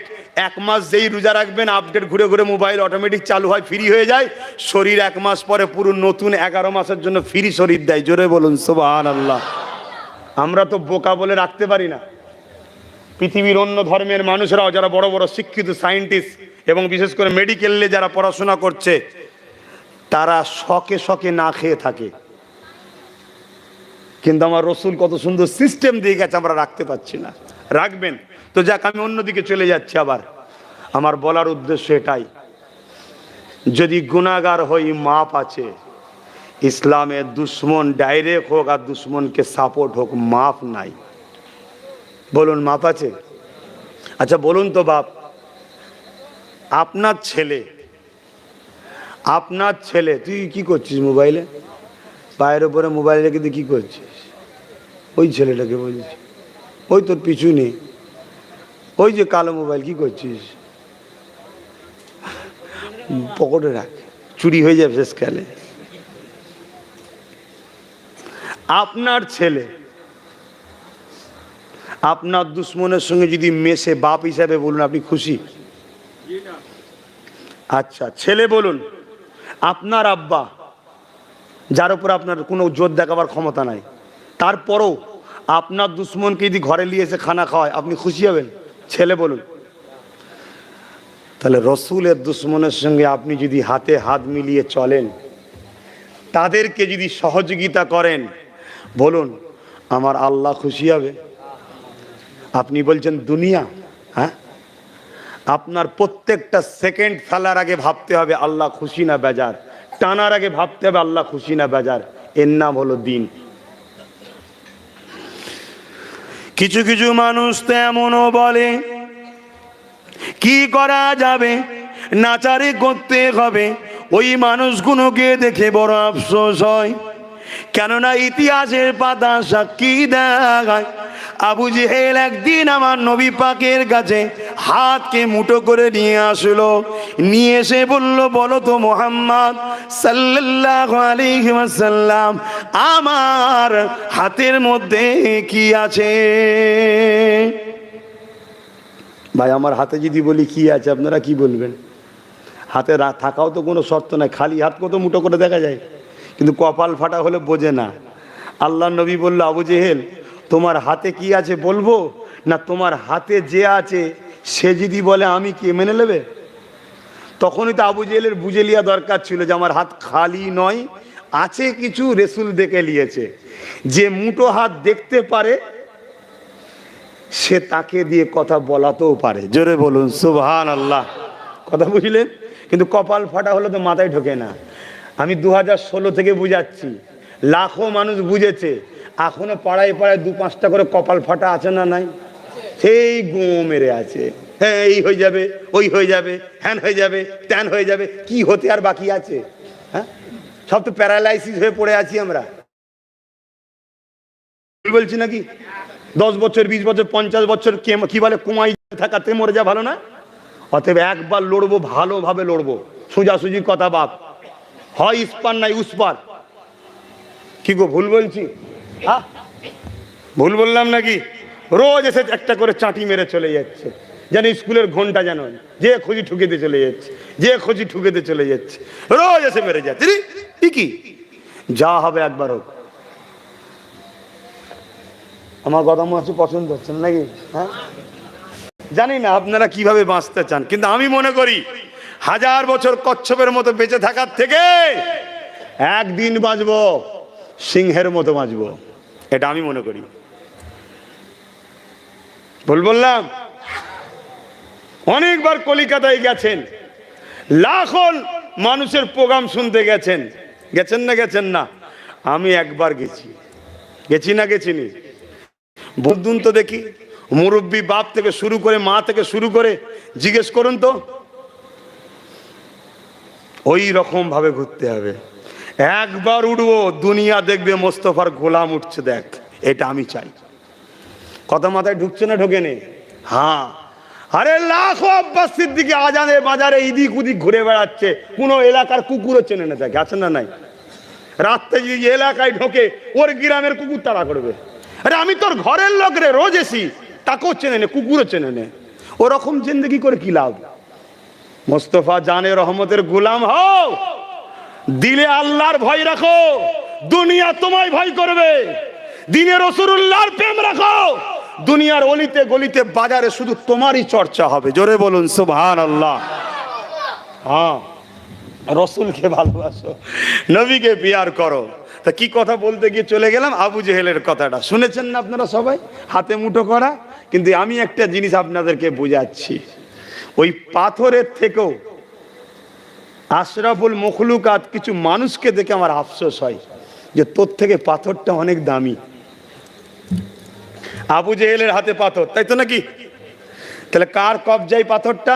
একটু সাড়া দেবেন। কে পাথরটাকে বেচেছে? সিলেক্টেড কে করেছে? এখন ওই পাথরের উপরে জোর কার? আবু জেহেলের। আর মোহাম্মদ রসুল বলছে তোর হাতে যা আছে যদি বলে আমি কে মানবি? আবু জেহেল বলছে মোহাম্মদ প্রশ্নটা বড় জটিল করে দিলে, উত্তরটা বড় জটিল করে দিলে। আল্লাহ নবী বলছে মানবি কি বল? বলছে হ্যাঁ মেনে নেবো। আল্লাহ নবী আবু জেহেলের হাতের দিকে তাকালেন, হাতের ভেতর থেকে আওয়াজ আসছে আশহাদু আল্লাহ ইলাহা ইল্লাল্লাহু ওয়া আশহাদু আন্না মুহাম্মাদান আবদুহু ওয়া রাসূল। জোরে বলুন সুবহানাল্লাহ। এগুলো কি ইট? তো এ কথা বলেন, কথা বলতে পারে? জোরে বলুন। কিন্তু আল্লাহর ক্ষমতা আছে না নাই কথা বলাবার? জোরে বলেন। আমি তুমি যখন দুনিয়া এসেছিলাম কথা বলতে পেরেছিলাম? কথা বলার ক্ষমতা কে দিয়েছে? তোমার আমার মতো হাজারো লোক আছে, মুখ রয়েছে, দাঁত রয়েছে, সব রয়েছে, কথা বলতে পারে? তাহলে মুখ থাকলেই যে কথা বলবে এমনটা নয়, কথা বলাতে যদি মালিক দেয় তবে বলতে পারবে। আল্লাহ ক্ষমতা দিয়েছে বলতে পারছি, একেও যদি আল্লাহ বলে বল, ওই ইটটাও কথা বলতে পারবে। জোরে বলুন সুবহানাল্লাহ। তার প্রমাণ একটা বুখারী থেকে দিয়ে যায়। নবী পাক যে কাঠের গুঁড়িতে দাঁড়িয়ে খুতবা পড়তো, ওই কাঠের গুঁড়ি যখন চেঞ্জ হচ্ছে সে কাঁদছে। আল্লাহর নবী বলেছে অনেক বড় কথা, কাঁদছিস কেন? হুজুর আপনি পাকা মেম্বার হবে, আমায় ছেড়ে দেবেন? আল্লাহর নবী বলল তুই আমার সঙ্গে জান্নাতে যাবি। জোরে বলুন সুবহানাল্লাহ। হায় রে আব্বাস জান্নাতে যাবে কি কোনো গ্যারান্টি নাই, কিন্তু এই কাঠের গুঁড়িটা আমার থেকে এখন সৌভাগ্যবান, সে জান্নাতি হয়ে গেছে। জোরে বলুন সুবহানাল্লাহ। কিসের জন্য জান্নাত পেল? জোরে বলুন। আমার নবীর প্রেম ওকে জান্নাতে নিয়ে যাচ্ছে। জোরে বলুন সুবহানাল্লাহ। আরো জোরে বলবেন না সুবহানাল্লাহ? আর একটু খুশিতে বলবেন না সুবহানাল্লাহ? নারী দিবে। নবীকে প্রেম করুন, কোন দিক দিয়ে আল্লাহ আপনাকে চেঞ্জ করে দেবে আপনি ভাবতেই পারবেন না। তাহলে আমি যেটা বলতে চাইছি, তাহলে হাতের ভেতর থেকে কলমার আওয়াজ হলো, পাথর। আবু জেহেল কপাল ফাটা, আরে তুমি এত বড় জাদুকর, আমার পাথরে জাদুকর দিলে? হ্যাঁ দেখেন, দেখেছেন কপাল ফাটা তো। এতদিন শুনছিলাম আমি নাকি অন্য কারো সাথ থেকে লিয়েছি, এখন শুনছি আর একজনের থেকে নাকি নিয়েছি, বলছে না বলেন, কপাল ফাটাতো, শুধু ঘুরাচ্ছে, শুধরাবে না, এ শুধরাবার নয়, যে কোনো শুধরাবার ঠিক শুধরে যাচ্ছে, বলুন ইনশাআল্লাহ। আল্লাহ হিদায়েত করুন, আল্লাহুম্মা আমিন। আবু জেহেল রাগেতে পাথরটা ছুঁড়লো, দূর বলে ছুঁড়ে ফেলে দিয়েছে। কেন? তোকে আমি বাঁচলাম, আমি তোকে বেঁচে নিলাম, আমার হাতে ছিলিস, তোকে আমি সিলেক্টেড করেছি, আর তুই গুণ গাইছিস মোহাম্মদ রসুলের। রাগেতে ছুঁড়ে ফেলে দিয়েছে। পাথরটা গিয়ে কোথায় পড়েছিল বলুন? শুনেছেন তো আজ আপনারা? দয়ার নবীর কদমে গিয়ে পড়েছে। এ থেকে প্রমাণ কি? যে যার গোলাম হয় তার কদমে থাকে। পাথর যদি রসুলের গোলামি করে নবীর কদমে থাকতে পারে, দুনিয়ায় যতদিন বাঁচবো আমরা যদি নবী নবী নবী নবী করি, নবীর পক্ষে থাকি, জান্নাতে রসুলুল্লাহর কদমেই যে উঠবো। জোরে বলুন সুবহানাল্লাহ, আরো জোরে বলুন সুবহানাল্লাহ। এখন আমি যেটা বলতে চাইছি, ওই পাথরকে জিজ্ঞাসা করো, আরে পাথর, তুই ছিলিস আবু জেহেলের হাতের মুঠোয়, আবু জেহেল তোকে শাস্তি দিতে পারতো, আগুনে পুরাতে পারতো, তোকে ভেঙে টুকরো টুকরো করতে পারতো, রাগে তোকে ধুলো করে দিতে পারতো, কেন তুই আবু জেহেলের মুঠোর মধ্যে ছিলিস? অনেকে বলে আমরা ওর দখলে আছি, ওদের হাতে ক্ষমতা, ওদের হাতে পুলিশ, ওদের হাতে মেশিন, ওদের এই ওদের সেই। আর এই পাথরকে দেখে শিক্ষা নাও, আবু জেহেলের হাতে ছিল, আবু জেহেলের দখলে ছিল, আবু জেহেলের কবজায় ছিল, আবু জেহেল তাকে শাস্তি দিতে পারতো। তাকে জিজ্ঞেস করা হচ্ছে, তোর কি ভয় লাগে না? তোর কি চিন্তা হয় না? পাথর একটাই আওয়াজ দিয়েছিল, যখন মোহাম্মদ রসুলের ইজ্জতের ব্যাপার হয়, মোহাম্মদ রসুলের শানের ব্যাপার হয়, আমাকে মারবে কি, ভেঙে দেবে কি, পুড়িয়ে দেবে কি, ও সব কিচ্ছু ভাবিনি। কার হাতে ছিল ভাবিনি, কোন দেশে বসবাস করছি ভাবলে হবে না, কার দখলে আছে ভাবলে হবে না। পাথরকে দেখে শিক্ষা নাও, মোহাম্মদ রসুলের পক্ষে দাঁড়িয়ে কথা বলতে হবে। এটাই আমাদেরকে শিক্ষা দিয়ে গেছে। জোরে বলুন সুবহানাল্লাহ, আরো জোরে বলুন সুবহানাল্লাহ। অর্থাৎ যে মেয়ে বা ছেলে আমার নবী পাকের স্থানে গুস্তাকি করে, সে মানবরূপী পশু ছাড়া অন্য কিছু নয়, সে সন্ত্রাস ছাড়া অন্য কিছু নয়, সে জালিম ছাড়া অন্য কিছু নয়। যে রাসূলুল্লাহর বিরোধী করে তার বিরুদ্ধে যেমন লড়াই করতে হবে, রাসূলুল্লাহর বিরুদ্ধে যে তার বিরুদ্ধে সংগ্রাম করতে গিয়ে কেউ যদি বলে এখানে আন্দোলন নয় অন্য জায়গায় করো, জানতে হবে এরও বুকে রোগ আছে, এর বিরুদ্ধে আমাদেরকে লড়াই করতে হবে। ঠিক না বে ঠিক গো? জোরে বলো ঠিক না বেটি? যদি না করো মনে রেখে দিও, কিয়ামতের দিন শাফাত পাবে। যাও, যার দরদি হয়েছিল তার কাছে শাফাত লিখে যাও। আর মনে রাখবে, কিয়ামতের দিনে সমস্ত নবীরাও নফসি নফসি করবে। শুনছেন? কে? আদম সাফিউল্লাহ নফসি নফসি, মুসা কালিমাতুল্লাহ, কত বড় নবী, যিনি আল্লাহকে বলেছিলেন একদিন, আল্লাহ আপনি যদি মুসা হতেন আর আমি যদি আল্লাহ হতাম। কত বড় কথা, বুঝতে পারছেন? এটা ওনাদের মুখে মানায়, আমাদের মুখে মানায় না। কেন? বন্ধু হয় আল্লাহর। কথা বুঝে আসছো তো? তা আপনি যদি আল্লাহ হতেন, এই মুসা হতেন, আর আমি মুসা যদি আল্লাহ হতাম, আপনি আমার কাছে কি চাইতেন? আমার আল্লাহ বলেছিল, মুসা তুমি যদি আল্লাহ হতে, আমি যদি মুসা হতাম, আমি তোমার কাছে সুস্থ শরীর চাইতাম। কি শরীর? আর পৃথিবী জুড়ে ডাক্তারদের ব্যবসা চলছে যাতে করে মানুষ অসুস্থ হয়। ভেজাল খাবার, ভেজাল খাদ্য, ভেজাল তেল, ভেজাল সব কিছু তৈরি হচ্ছে। যারা দায়িত্ব আছে তারা জানে না, এই জানে না।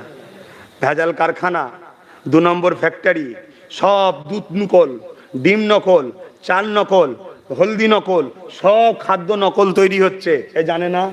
এ কথা বলছে না, বলে না। ফ্রিজে কার কি গোস্ত আছে জানতে পারছে, আর এগুলো জানতে পারে না। শুনছেন না শোনেননি? তারপরও প্রতিরোধ করে না কেন? কোটি কোটি টাকা অ্যাকাউন্টে চলে যাচ্ছে, আর ওরা তো এই খাবার খায় না, ওদের জন্য স্পেশাল তৈরি হয়। মরবে কারা? সরল পিনান মুসলিম, হিন্দু, দলিত, আদিবাসী, সাঁওতাল, বাগদি, যারা এই বাজার থেকে কিনে খায়। কথা মাথায় ঢুকছে না? ঢোকে নেই? পাবলিকের কেউ নেই বাপ।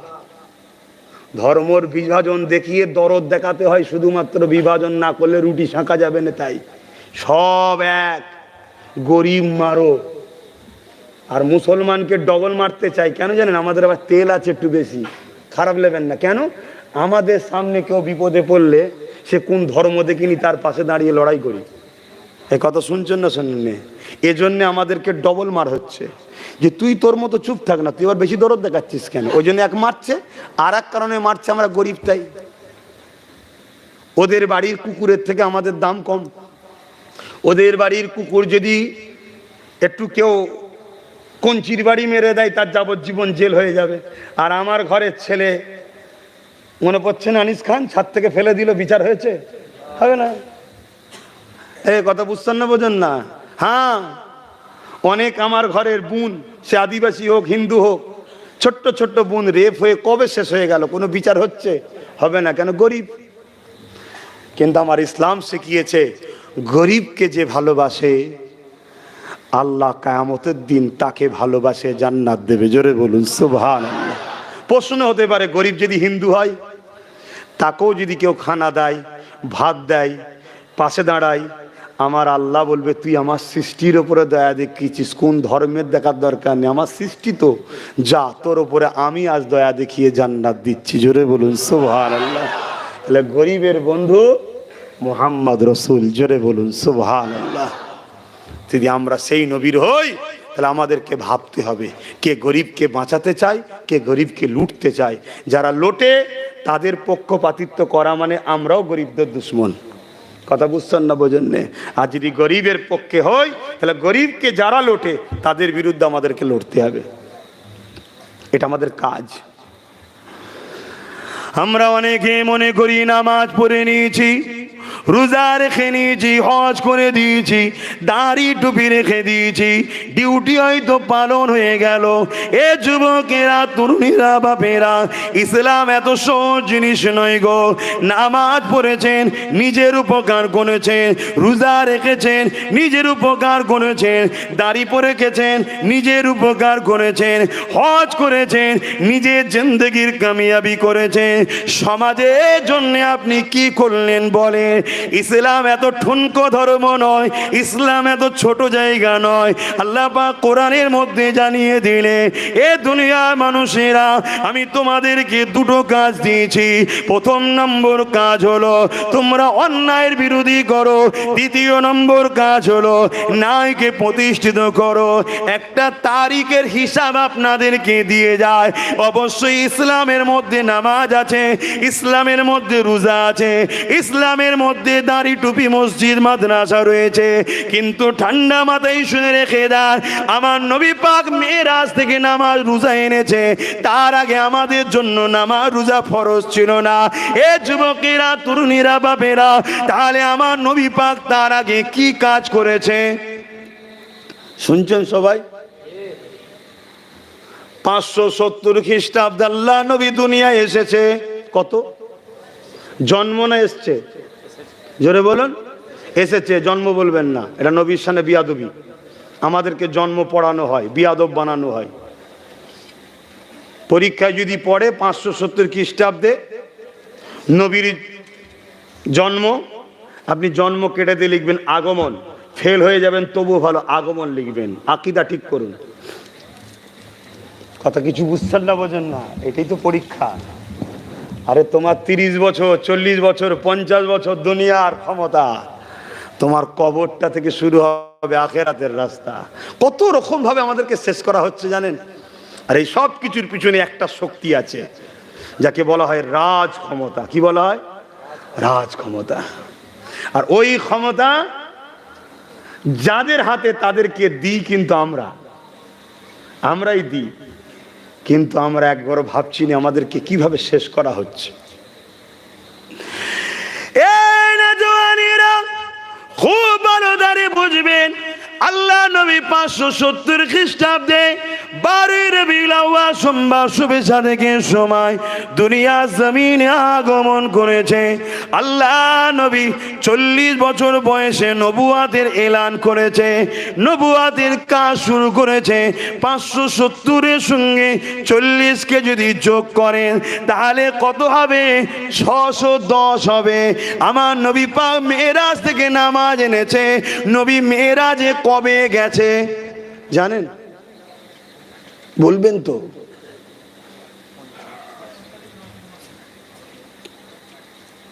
বলতে পারছেন না?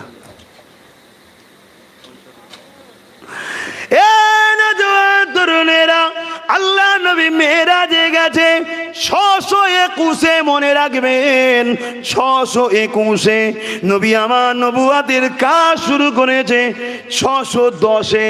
610 আর 21, তাহলে 11টা বছর পরে নবী মেরাজে গেছে। ওই মেরাজ থেকে নামাজ রোজা এনেছে।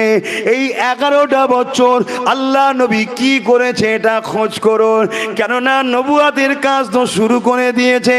এই 11টা বছরে পৃথিবীর জমিনেতে সন্ত্রাসদের হাত থেকে মনুষ্য জাতিকে বাঁচাবার লড়াই করেছে, জালিমদের হাত থেকে মুসলিমদেরকে বাঁচাবার চেষ্টা করেছে, অত্যাচারী রাজা নেতাদের হাত থেকে প্রজাদেরকে বাঁচাবার জন্য লড়াই করেছে। এতিম বিধবাদের উপরে জুলুম অত্যাচার হতো, তাদেরকে জালিমদের হাত থেকে বাঁচাবার চেষ্টা করেছে। এ যুবকেরা, তরুণীরা, বাপেরা, আল্লাহ নবী, নূর নবী, দয়া নবী এই 11টা বছর ধরে নারী দিগকে জেন্ত জেন্ত পুঁতে দেওয়া হতো। নবী আমার এখনো বন্ধ করেছে। এই জমিনের ওপরে রোমের মতো জায়গাতে গরিবের ঘরের ছেলে দিগকে বাঘের সঙ্গে কুস্তি লড়ানো হতো। ওই বাঘের খোরাক হয়ে যেত গরিবের ছেলেগুলো। আল্লাহ নবী এই অমানবিক অত্যাচারের হাত থেকে গরিবদের ঘরে বাঁচিয়েছে। এক কথাই বলতে পারি, আল্লাহ নবী 11টা বছর ধরে পৃথিবীর সমস্ত অন্যায়ের বিরুদ্ধে লড়েছে, পৃথিবীর সমস্ত সন্ত্রাসের বিরুদ্ধে লড়েছে, পৃথিবীর সমস্ত জালিমদের বিরুদ্ধে লড়ে পৃথিবীর অসহায় গরিব দুঃখী মানুষগুলোকে হাসাবার জন্য আল্লাহ নবী লড়াই করেছে।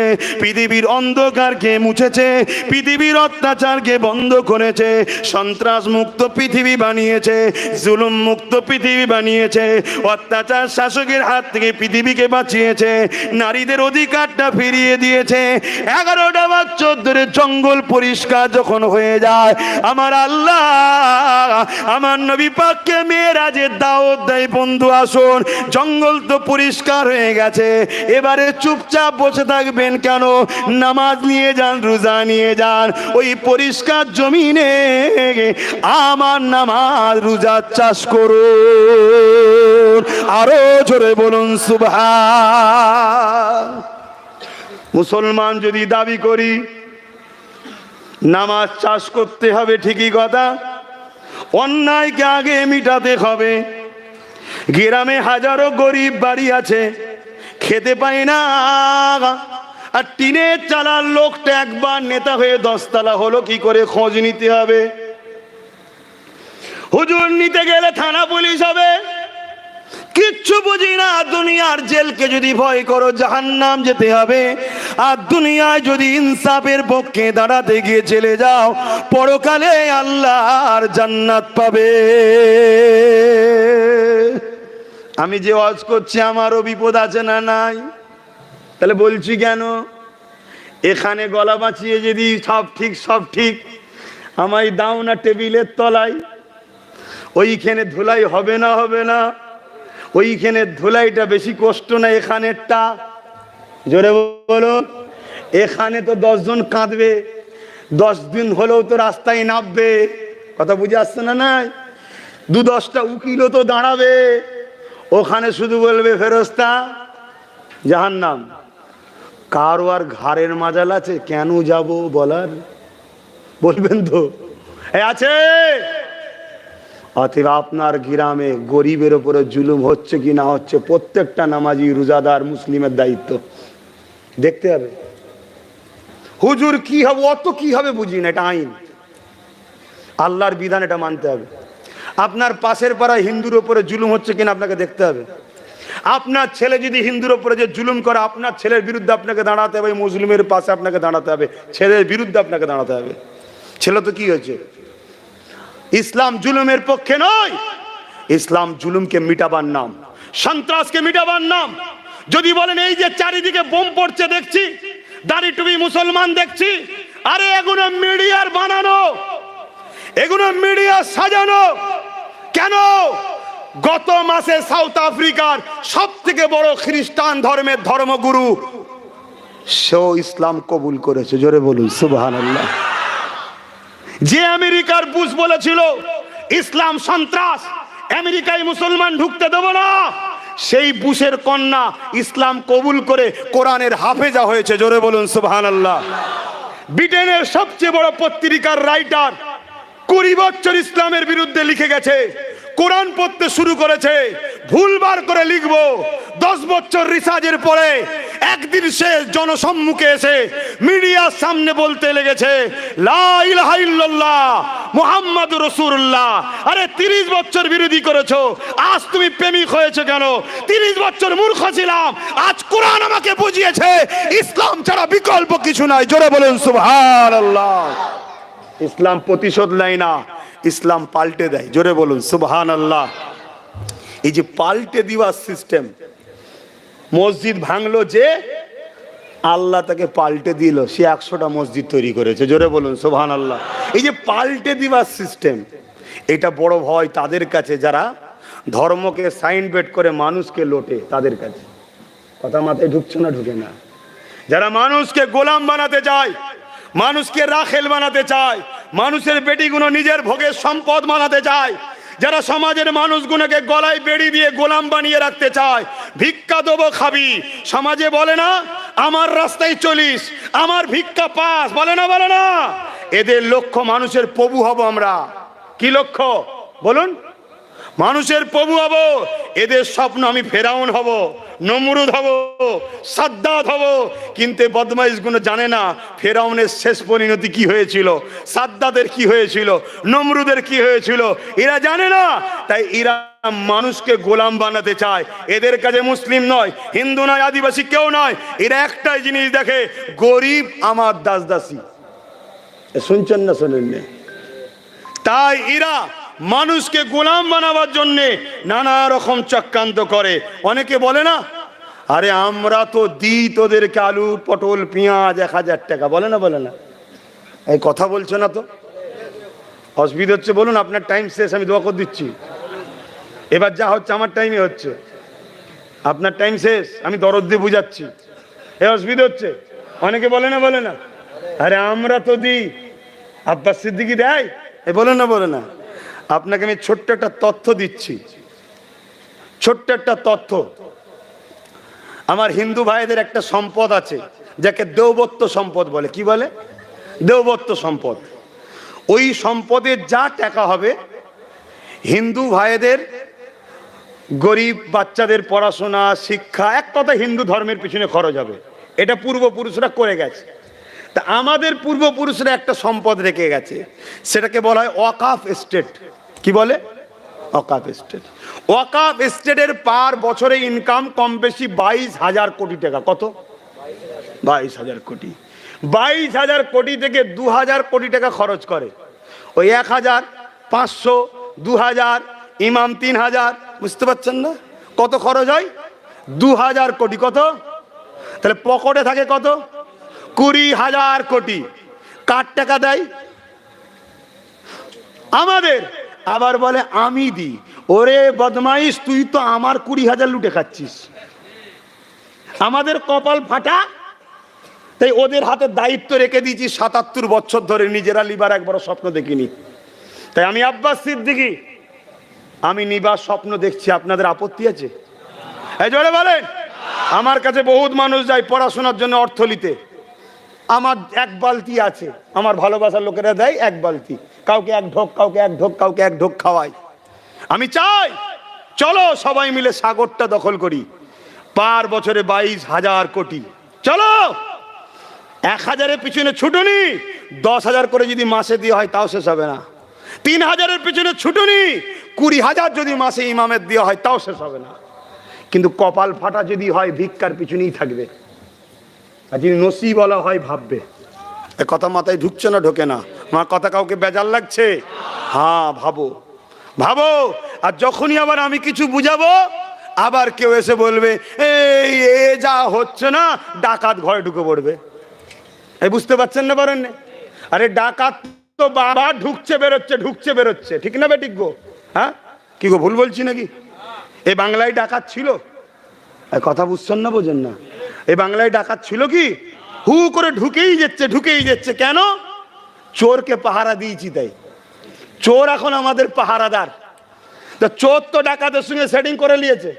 এই আমি ঢুকে মাঝে মাঝে ভয় দেখাবো যাতে করে জনগণ তোর উপরেই ভরসা করে, কিন্তু তুই চুরি করে 60 আমায় পাঠাবি, 40 তোর কাছে রাখবি। শুনছেন না শোনেন? আমরা হাঁ করার মতো চোরের উপরে ভরসা করে বসে আছি। অতএব বাপ, নিজের জমি, নিজের সম্পদ, নিজের বাড়ি, নিজের বাচ্চা ওই কুমিরের কাছে লালন পালন, এই শিয়ালের কাছে লালন পালন করতে দিওনি, নিজে লালন পালন করো। এই যে জমি আছে না, আপনারা সব চাষ করেন তো নাকি? কি গো বলবেন তো, রাগ হচ্ছে নাকি ভাই? অসুবিধা হচ্ছে? তাহলে খিদে পেয়ে গেছে নাকি? খিদে পেয়ে গেছে ভাই? খাবার টাবার আছে? কমিটি কই? কি আছে? প্যাকেট না বসে? প্যাকেট দে দেন তো ভাই। যার যার খিদে লেগেছে চলে যাবে, 10টা থাকুক, 10 জনকে একটু বুঝাই, দে দেন না। পিছন থেকে দেওয়া শুরু করেন, কোনো অসুবিধা নেই। আরে দেন না রে বাবা, শিয়ালের ইমান পরীক্ষা হোক না, একটা মুরগি যাই যাবে, কি আছে? খারাপ নেবেন না, আপনারা আমাদের আপন তো একটু আনন্দ করছে না। বাপ একটু বোঝেন, খুব ভালো তারে বোঝেন, খুব ভালো তারে বোঝেন, না হয় ক্ষতি হয়ে যাবে। আপনি আমি কোনো রকম ভাবে গোলে মালে চলে যাচ্ছে, আপনার আমার বাচ্চাটার কি হবে ভাবছেন? হ্যাঁ, এই যে জমিন চাষ করে না অনেকে, দেখবেন অন্য লোককে চাষ করতে দেয়, আর চাষ করার নামে ভাগ রেকর্ড করে না, করে না? বলুন বলুন।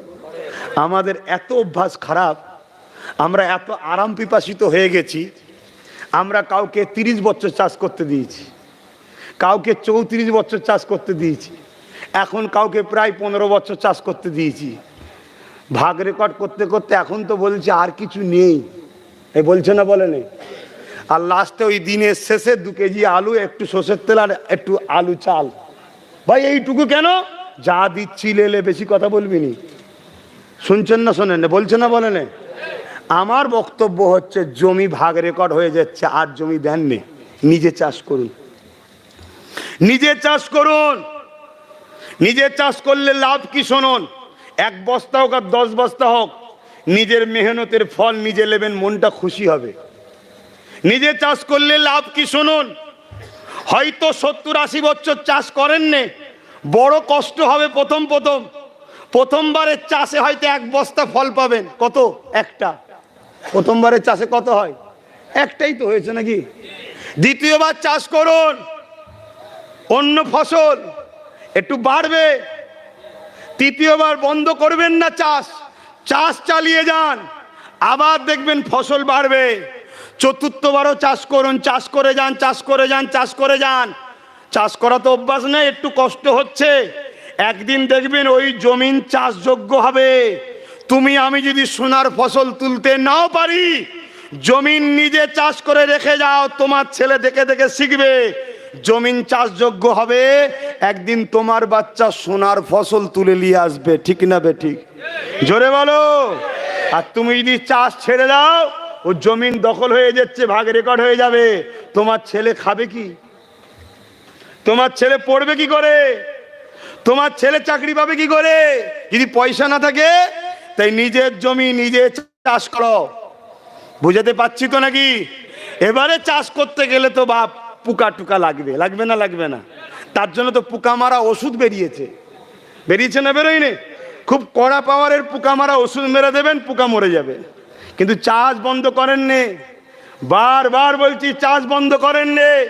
লোক বলবে তুই চাষ করলে ও জমিতে পানি পাবে, একটাই কথা বলবেন, 77 বছর জমির ধারে এসিনি, তাহলে দুবার পাস করলো কি করে?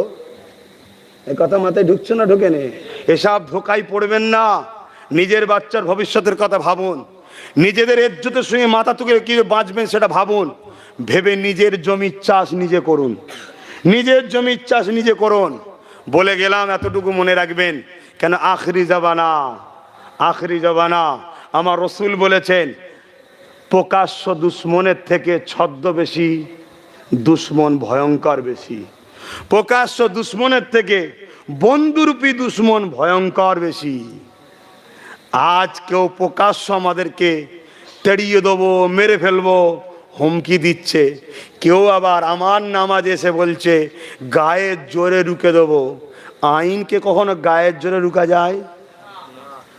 তাহলে কোথায় না বাচ্চা আমাদের ঘরে? গায়ের জোরে যখন পাগলামি করতে যাবে, রাত্রিরে র্যাব ঢুকে পুরো গ্রামকে উজাড় করে দেবে, তখন কোনো কেউ আসবে না। তাতিয়ে দিয়ে নাবানো হচ্ছে, নেবে যা। কথা কিছু বুঝছেন? আবার কেউ কেউ মিষ্টি মিষ্টি কথা বলবে যে ঈদ রোজা আমি কখনো মিস করিনি। কেন বলছে এটা? কি বলার তোমার দরকার? আমরা কি বলেছি তুমি মিস করেছো? না, এটা যেই বলবে অপর দিকে আরেকজন বলবে, হ্যাঁ উনি তো আমাদের বেলায় যখন উদ্বোধন হলো, বুঝতে পারছেন না, তখন তো যাবে না, উনি তো ঈদ বকরা ঈদেই যাবে। অতএব আমার 60%কে বলবো এদের থেকে সাবধান হন। তার মানে কি বুঝছেন না? বিভাজন হচ্ছে না, হয়নি? অতএব বাপ, তোমার কাছে 10টা টাকা আছে, বারবার চাইছি, তোমার গুরুত্ব নেই না? একদিন তোমার 10 টাকাটা যখন ব্যান্ড হয়ে যাবে, তখন তুমি আমার কাছে গুঁজে গুঁজে দেবে যে ল্যান ল্যান, তখন তোমার টাকার ভ্যালু থাকবে না। সময় থাকতে থাকতে ভাবুন। ছোট্ট আর একটা কথা বলছি, অনেক সময় দেখবেন লোক ফিস্টি করতে যায় না মাঠের ধারে, তা 2-4 জন বন্ধু মাঠের ধারে ফিস্টি করতে গেছে, চুলো জ্বালিয়ে হাঁড়িতে পানি দিয়ে পানিটা গরম করছে, আর রাত জঙ্গলের দিকে বাগানে কি থাকে, ব্যাঙ, লাপাতে লাপাতে একটা ব্যাঙ এখন পানির হাঁড়িতে পড়েছে। ভাই, যখন হাঁড়িটার পানি দেয় তখন পানিটা গরম থাকে না ঠান্ডা থাকে? ঠান্ডা থাকে। কেন? এই তো সবে বসিয়েছে, ব্যাঙ তো দেখছে ভালো জিনিস, পানি তো বেশ ঠান্ডা ঠান্ডা লাগছে, আবহাওয়াটা বেশ ভালো। কিছুক্ষণ পরে কি হবে? পানি গরম হচ্ছে। কিন্তু যে গরমটা হচ্ছে, ও ভাবছে ও একটু একটু তো গরম হয়। শুনছেন না শোনেন না? এখানে ঝাড়ছে, ওখানে ঝাড়ছে, ওখানে ঝাড়ছে, আমরা কি ভাবছি? ও একটু একটু হয়। মাথায় ঢুকবেন, বুদ্ধির জিনিসটাকে শুনবেন, মিলাবেন। হাঁ করার মতো শুনলে হবে না। আমি অনেক দূর থেকে বলছি, অনেক দূর থেকে বলছি, বুঝেলেন? কথা কিছু বুঝছেন না, বোঝেন না? হ্যাঁ, ব্যাঙও ভাবছে একটু একটু গরম হচ্ছে, তো ও সব ঠিকই আছে। আটটু পরে আটটু গরম হচ্ছে, গায়ে সহ্য করে লিবার মতো। দুদিন পরে আরো চারিদিকে বাইরে ঝগড়া হতো, বাইরে স্লোগান দিয়ে পিটতো, আমারে ঘরেও ঢুকে গেছে, স্লোগান দিয়ে পিটছে না পেটে নে, জোরে বলেন। একটু গরম হয়েছে, ভাবছে ব্যাঙ ঠিকই তো আছে, অসুবিধে নেই। কিন্তু আস্তে আস্তে ওর শরীরের যে পাওয়ার থাকে, আগুন বা গরমের কাজ হচ্ছে আপনার এনার্জিকে নষ্ট করে দেয়। এই গরমের সময় ঘেমে গেলে দেবেন আস্তে আস্তে এনার্জি ঘুমিয়ে পড়ে। কেন ঘেমে গেলে? ওর হাকিকাতে এনার্জিটা লস হচ্ছে। তো গরম পানি আস্তে আস্তে গরম হচ্ছে, তো ব্যাঙের যে এনার্জি ছিল, পাওয়ার, ওটাকে তখন এবার গরম যখন খুব বেড়েছে, ব্যাঙ দেখছে তো বিপদের জায়গা মনে হচ্ছে, কিন্তু ওদের বেরোতে হবে। কিন্তু তখন লাফাতে চাইছে, আর পারবে? কেন? ওর সব এনার্জি কেনে নিয়েছে ওই পানি। এবারে সে লাফাতে চাইছে, বেরোতে চাইছে, বেরোতে চাইছে, বেরোতে পারলো না, মারা গেল। ব্যাঙটা মারা গেল কেন? উত্তর দেন। ব্যাঙটা মারা গেল কেন? সঠিক সময় সঠিক সিদ্ধান্ত নেয়নি বলে। আমরা কিন্তু সিদ্ধান্ত ভুল করছি। সময় এসেছে দ্রুত সিদ্ধান্ত নিন, দ্রুত নিন। যদি দ্রুত না নেন, আপনাদেরও আস্তে আস্তে এনার্জি কিন্তু লস হচ্ছে। হালকা হালকা টাচ হচ্ছে, তো হালকা হালকা গরম, কষ্টটা ঠিক হচ্ছে না। কিন্তু একটা দিন আসছে আপনার মনে হবে যে আমাকে লাভ মেরে বাইরে বেরিয়ে অন্য কোনো জায়গায় যাওয়ার দরকার। সেদিন কিন্তু আর ক্ষমতা, বলুন বলুন, আমি আপনাদের জন্য নিজের দুশ্মন বাড়াচ্ছি না কমাচ্ছি? জোরে বলেন। হ্যাঁ, বাড়াচ্ছি, বাড়াচ্ছি, বাড়াচ্ছি। তাহলে কেন আপনাদের জন্য দুশ্মন বাড়াচ্ছি? কি জন্যে? আপনাদেরকে ভালোবাসি। কেন ভালোবাসি? আপনারা আমার নবীর উম্মত, আপনারা আমার আল্লাহর সৃষ্টি। পাশাপাশি আপনাদের সাথে সাথে আদিবাসী, দলিত, গরিব, হিন্দুদের ঘরেও বাঁচাতে চেষ্টা করছি। কিন্তু সেটা এখানে নয়, জনসভা করি, নিশ্চয়ই আপনারা শুনেছেন। কেন? তারাও তো আমাদের ভাই। কি ভাই না? ভাই না? পৃথিবীতে প্রথমে একটা নারী একটা পুরুষ এসেছিল, দুজনের মিলনে পৃথিবীতে মানুষ তৈরি হয়েছে। বাপ আদম, মা হাওয়া। আমারও প্রথম বাবা তিনি। হিন্দু, দলিত, আদিবাসী সবার প্রথম বাবা তিনি। আমারও প্রথম মা যিনি, পৃথিবীর সবার প্রথম মা তিনি। কথা মাথায় ঢুকছে না? ঢোকেনি। কিন্তু আজ আমরা দুনিয়ার বেড়াজালে জড়িয়ে হিন্দু, মুসলমান, দলিত, আদিবাসী মারপিট করছি। মনে রাখবেন, আমরা ভাই ভাই মারপিট করছি, এক মায়ের ছেলে এক বাপের ছেলে মারপিট করছি। আর এই মারপিটের পিছনে কিছু সাধুপর বিজনেসম্যান আছে, তারা লাগিয়ে দেয়। শুনছেন না শোনেন নে? কেন লাগিয়ে দেয়? আমরা একসাথে হলে যেমন ব্রিটিশ পালিয়েছিল, আমরা একসাথে হলে সব ব্রিটিশকে পালাতে হবে। এজন্য আমাদেরকে এক হতে কোনোদিন দেবে না। আমরা এক হলে প্রত্যেকটা চোর ধরা পড়বে। গ্রামবাসী যদি সবাই এক হয়, গ্রামে চুরি হবে? গ্রামের দু চারটে বাড়িকে হাতে না করলে চুরি হতে পারে না বাপ। কেন? কার বাড়িতে রাত্রিরে মেসেজ দেবে, চলে আয়, সব ঘুমোচ্ছে। এই ইনফরমেশনটা দিবার জন্য লোক রাখে গ্রামে। শুনছেন না শোনেননি? অতএব আমরা যদি ভাই ভাই হিন্দু মুসলমান আদিবাসী এক হয়ে যায়, পৃথিবীতে কোনো দিন কোনো শক্তির ক্ষমতা নেই যে এই গরিব যে আমরা হচ্ছে আমাদেরকে এইভাবে লুটতে পারবে। আমাদের দোষে আমরা শেষ হচ্ছি। তো যাক, কে আমার মেসেজ নেবে না নেবে পরের কথা। আজ আপনারা যারা শুনছেন, আশা রাখবো যতদিন বাঁচবেন আমার এই কথাটাকে আপনারা অ্যাকসেপ্ট করবেন। সেই কথাটা হলো এটাই, জীবনে কোনোদিন অন্যায়ের পক্ষে থাকবো না। যতদিন বাঁচবো গরিব ও ন্যায়ের পক্ষে থাকবো। এই কথাই কারা আমার সঙ্গে একমত, একটু হাত তুলে দেখাবেন। সে গরিব যদি হিন্দু হয় তার পাশে দাঁড়াবেন, অন্যায়কারী যদি মুসলমান হয় তার বিরুদ্ধে লড়বেন। এই কথাই একমত তো? হাত নাবান। এইটা মনে রাখবেন। কেন? অন্যায়ের পক্ষে থাকার নাম ইসলাম নয়, অন্যায়ের বিরুদ্ধে থাকার নাম ইসলাম। মুসলমান বাপ মুসলমান, ছেলে মুসলমান, এর নাম ইসলাম নয়। অন্যায় বিরোধী যে করে সেই হলো হাকিকাতে মুসলমান।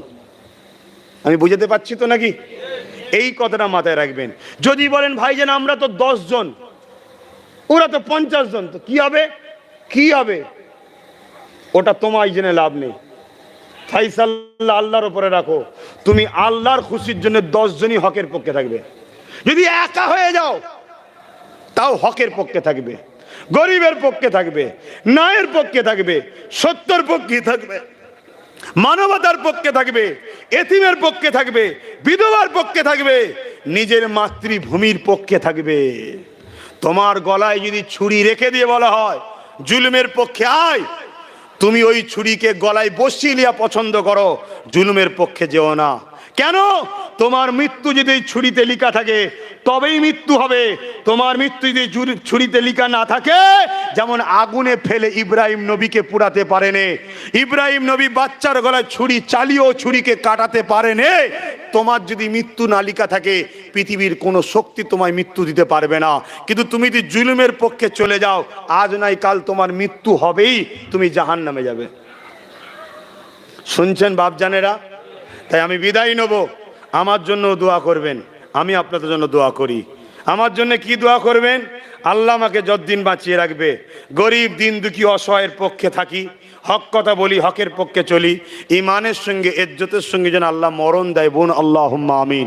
দ্বিতীয় দোয়া আমার নলেজ সিটির জন্য চাইবেন, আল্লাহ যেন আমাকে নলেজ সিটিটা তৈরি করার ক্ষমতা দেয়। বোন আল্লাহুম্মা আমিন। শেষ দোয়া আর একটা দরখাস্ত রাখবো, কি গো চাইবো না? আমার ছোট ভাই নওশাদ সিদ্দিকী রাজনীতি করতে নেমেছে। জানেন আপনারা রাজনীতি করা জায়েজ, দুর্নীতি করা হারাম। রাজনীতি করা জায়েজ, চুরি করা হারাম। রাজনীতি করা জায়েজ, দেশকে বিক্রি করা হারাম। রাজনীতি করা জায়েজ, দেশের সঙ্গে গাদ্দারি করা হারাম। রাজনীতি করা জায়েজ, দেশবাসীকে লুটা হারাম। যারা সৎ চরিত্রবান রাষ্ট্রনেতা হয়, কি বলে রাজনীতির নেতা হয়, আল্লাহ তাদেরকে আরশে আজিমের ছায়া দেবে। জোরে বলুন সুবহানাল্লাহ। তাই আপনারা দোয়া করবেন আমার ভাই যেন গরিব দরদি হয়, দেশ দরদি হয়, গরিবের পক্ষে, দেশের পক্ষে। কেন? আমার ভাই যদি গরিবকে লোটে, আমার ভাই জাহান্নামে যাবে।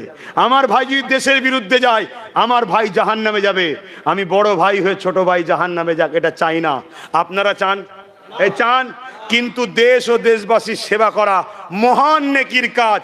রাসূলুল্লাহ 10 বছর করে দুনিয়ার মানুষকে শিখিয়েছে। তা আমার ভাই যদি সততার সঙ্গে করে, গরিবের জন্য করে, দেশের জন্য করে, সে রাসূলুল্লাহ সুন্নাত পাবে, গরিবের দোয়া আশীর্বাদ পাবে। তাই হিন্দু হোক, আদিবাসী হোক, সাঁওতাল হোক, বাগদি হোক, খ্রিস্টান হোক, মতুয়া হোক, শিখ হোক, পাঞ্জাবি হোক, কোন ধর্ম দেখলে হবে না। নেতা হয় প্রজার জন্য, ধর্মগুরু নেতা নয়, ধর্মগুরু ধর্মের হয়। নওশাদ ধর্মগুরু সেজে নাবে না, ও মানুষ ও দেশের সেবা করতে নেমেছে। আল্লাহ যেন ওকে করার তৌফিক দেয়, বলুন আল্লাহুম্মা আমিন। আসুন সালাম দেব, দোয়া করব। ইয়া নবী সালামুন।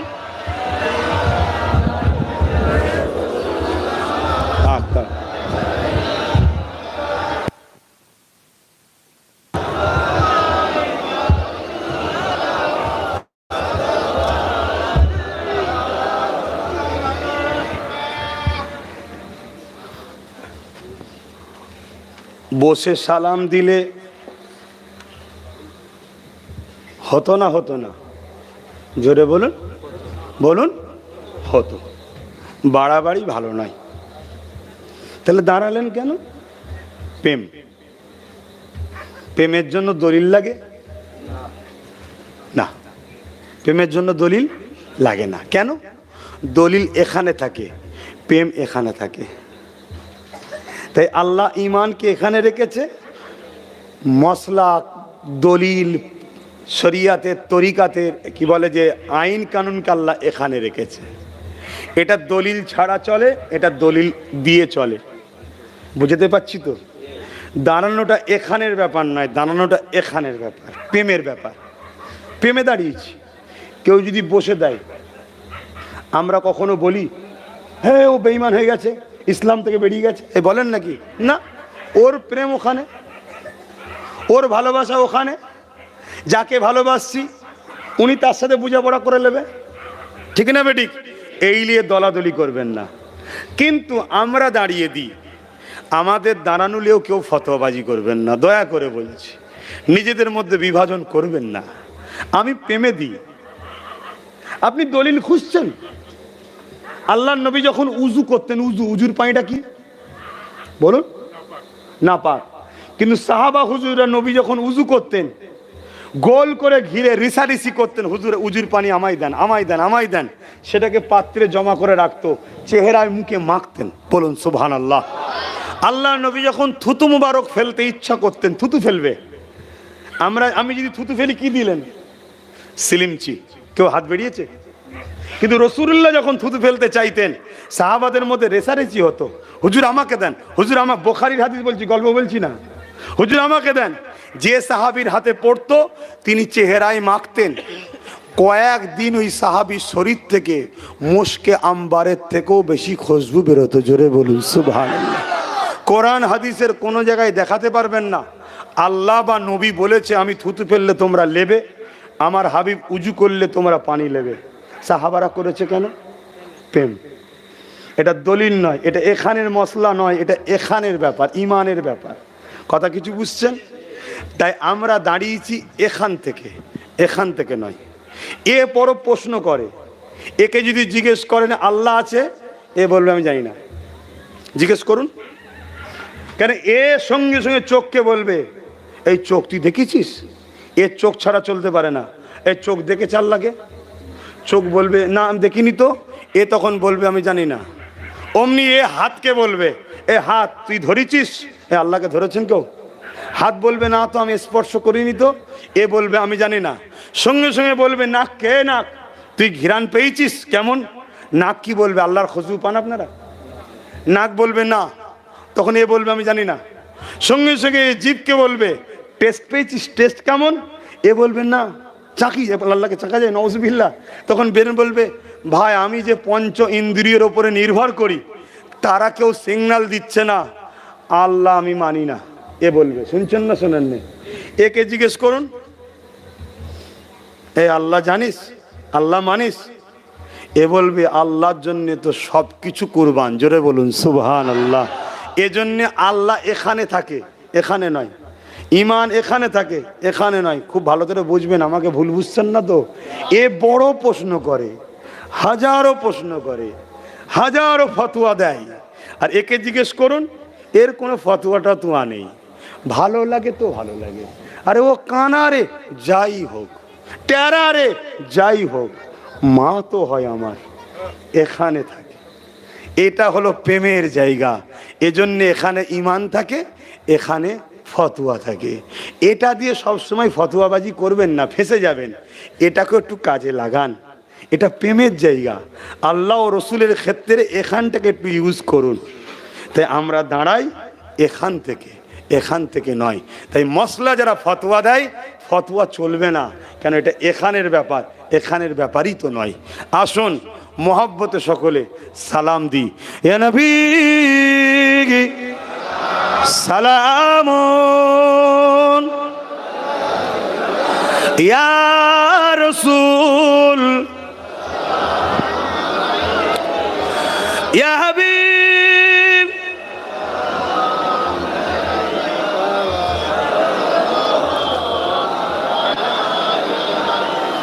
কঠিন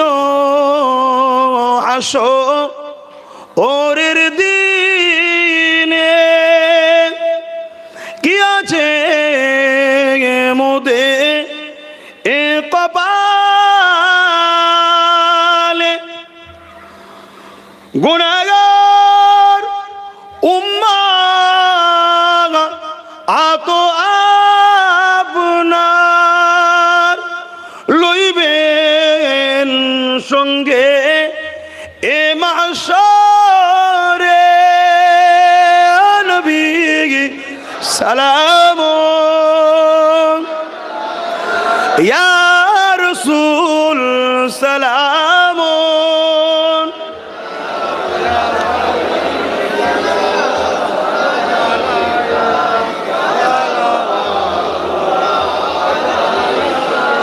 ইয়া নবী মদিনা হতে সব কিছুই পারেন দেখিতে,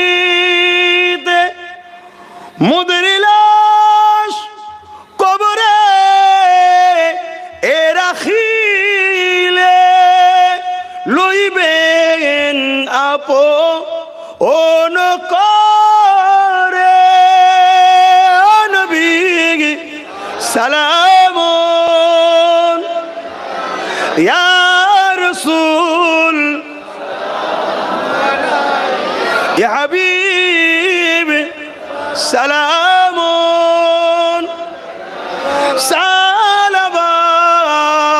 সালাওয়াতুল্লাহ। সকলে গায়ে গায়ে বসুন।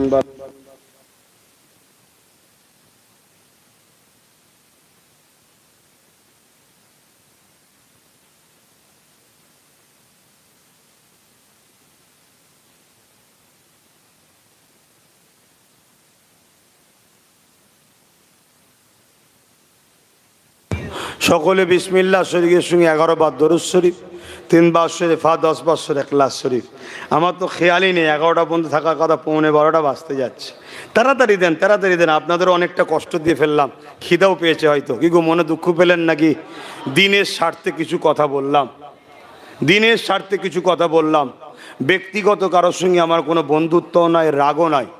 আপনি আপনার কাজ করছেন করুন, আমি আমার কাজ করি, কিন্তু আপনি ক্ষমতার জোরে আমার মসজিদ মাদ্রাসা আমার দিনের উপরে আঘাত দেবেন, এটা মেনে নেওয়া যাবে না।